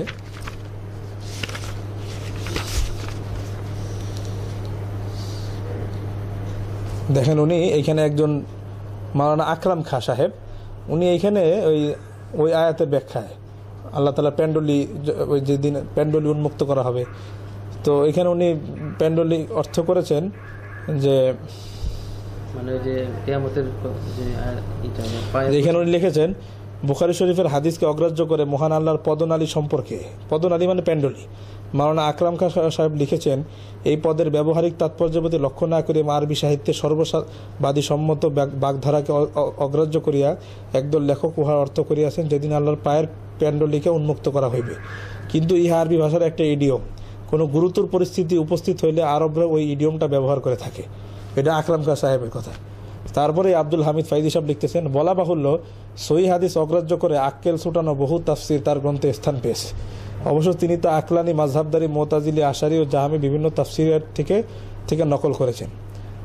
উক্ত পদনালীর অর্থ কঠিন সংকটের কথা শুধু তার তফসিরে নয়, আরও কয়েকজনের কথা উনি পড়ছেন। পরে উনি বলেছেন আমাদের দেশের মাদ্রাসা কোর্সে যে তফসিরে জার্লাইন পড়ানো হয় তাতেই মহান আল্লাহর গুণাবলীর অপব্যাখ্যা করার রোগ ঢুকে আছে। বুঝতে পারছেন? মানে এইখানে উনি আল্লাহ তাআলার যে পেন্ডলির কথা আসছে সেটাকে উনি অর্থ নিতেছেন যে আল্লাহ তাআলার পেন্ডলি আছে। কিন্তু মজার ব্যাপার হলো এখানেও আব্দুল্লাহ ইবনে আব্বাস উনি বলেন কঠিন সংকট, আব্দুল্লাহ ইবনে আব্বাস এটার অর্থই করছেন, এটা আব্দুল্লাহ ইবনে আব্বাসের ব্যাখ্যা, যেখানে আসলে পেন্ডলি মানে হলো সংকট।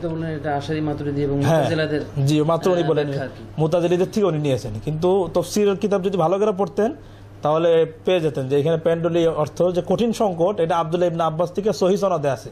খোদ হাফিজ ইবনে হাজার এই সনদকে সহিহ বলছে। আমি আপনাকে সেটাও দেখাই। ফাথুল বারীর 13 নম্বর খণ্ড, ফাথুল বারীর 13 নম্বর খণ্ডের 555 নম্বর,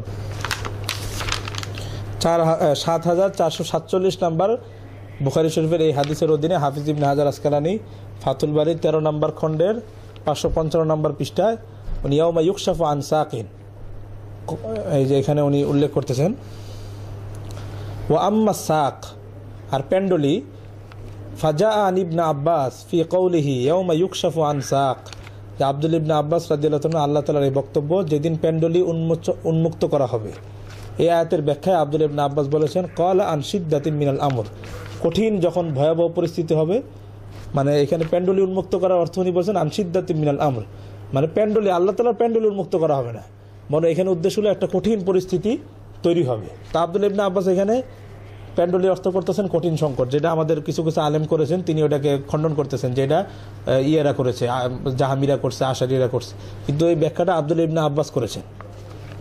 এমন আমি প্রথমে বলছি আরবি ভাষায় এই ধরনের ব্যবহার থাকে, এই জন্য আরবি ভাষারও মজবুত জ্ঞান থাকা লাগবে, নয় আপনি যেটা সেটা বলবেন এটা আরবি ভাষায় ব্যবহার নাই। বলে আরব তাকুল কামাতিল হারবু আলা সাকিন ইজা ইশতাদ্দাত, যখন যুদ্ধ খুব ভয়াবহ পরিস্থিতি ধারণ করে তখন আরবরা এই কথা বলে কামাতিল হারবু আলা সাকিন, মানে যুদ্ধ খুব কঠিন, সাক শব্দ আসছে, যুদ্ধ প্যান্ডলের উপর দাঁড়িয়েছে। তো এখানে যুদ্ধের ভয়াবহ পরিস্থিতিকে আরবরা বলে কামাতিল হারবু আলা সাকিন, যুদ্ধ প্যান্ডলের উপর দাঁড়িয়েছে। আসলে প্যান্ডলের মানে যুদ্ধ কঠিন অবস্থা ধারণ করেছে, ওই কঠিন অবস্থা কঠিন সংকটটাকেই আরবি ভাষায় এটার ব্যবহার আছে। তো আব্দুল্লাহ ইবনে আব্বাস রাদিয়াল্লাহু মতো সাহাবীও এখানে ইয়াউমা ইউকশাফু আন সাকিন প্যান্ডলীয় অর্থ কি করলেন, যে কঠিন সংকট। এবং এটা শুধু ওয়া আসনাদ আল বাইহাকি আল আসার আল মাজকুর আন ইবনে আব্বাস, এই যে ইবনে আব্বাসের থেকে যে উক্ত ব্যাখ্যা যে উনি অর্থ প্যান্ডলীয় অর্থ এখানে করেছেন সংকট, এটা নকল করেছেন বাইহাকি রহমতুল্লাহ আলাইহি বিসানাদাইনি, দুইটা সনদে উল্লেখ করেছেন। কুল্লু মিনহুমা হাসান, হাফিজ ইবনে হাজার আসকালানি বলতেছেন দুইটা সনদই হাসান, তাদের সনদ হাসান, সহিহ না শুধু হাসান, মানে এই হাসান মানে হাসান সহিহ হাদিসেরই একটা, সহিহ সনদেরই একটা ধাপ হলো হাসান। নিজে ইবনে হাজার নিজেই বলেন যে এটা ইবনে আব্বাস থেকে দয়ীফ সনদে না, সহিহ সনদেই ইবনে আব্বাস থেকে প্রমাণিত, উনি প্যান্ডলি অর্থ করেছেন কঠিন সংকট। তো বোঝা গেল যে তাবিল এটা আশারি মাতুরির উদ্ভাবন করছে, এটা সালাফ তাবিল করতো না, এটা যে নিতান্তই একটা গলত কথা, এটা আপনি স্পষ্ট পেয়ে গেলেন। এবং ইবনে কাসিরের মধ্যেও, তফসির ইবনে কাসিরের মধ্যেও আছে, ওইখানে প্যান্ডলি অর্থ ইবনে আব্বাসের ব্যাখ্যা বলা হয়েছে, প্যান্ডলি অর্থ হলো কঠিন সংকট, একটা কঠিন সংকটের মুহূর্ত। ইবনে কাসিরে এই কথা আসছে। আর এটা ফাতুল বারীর 13 নম্বর খণ্ডের 555 নম্বর পৃষ্ঠা, হাফিজ ইবনে হাজার আসকালানির।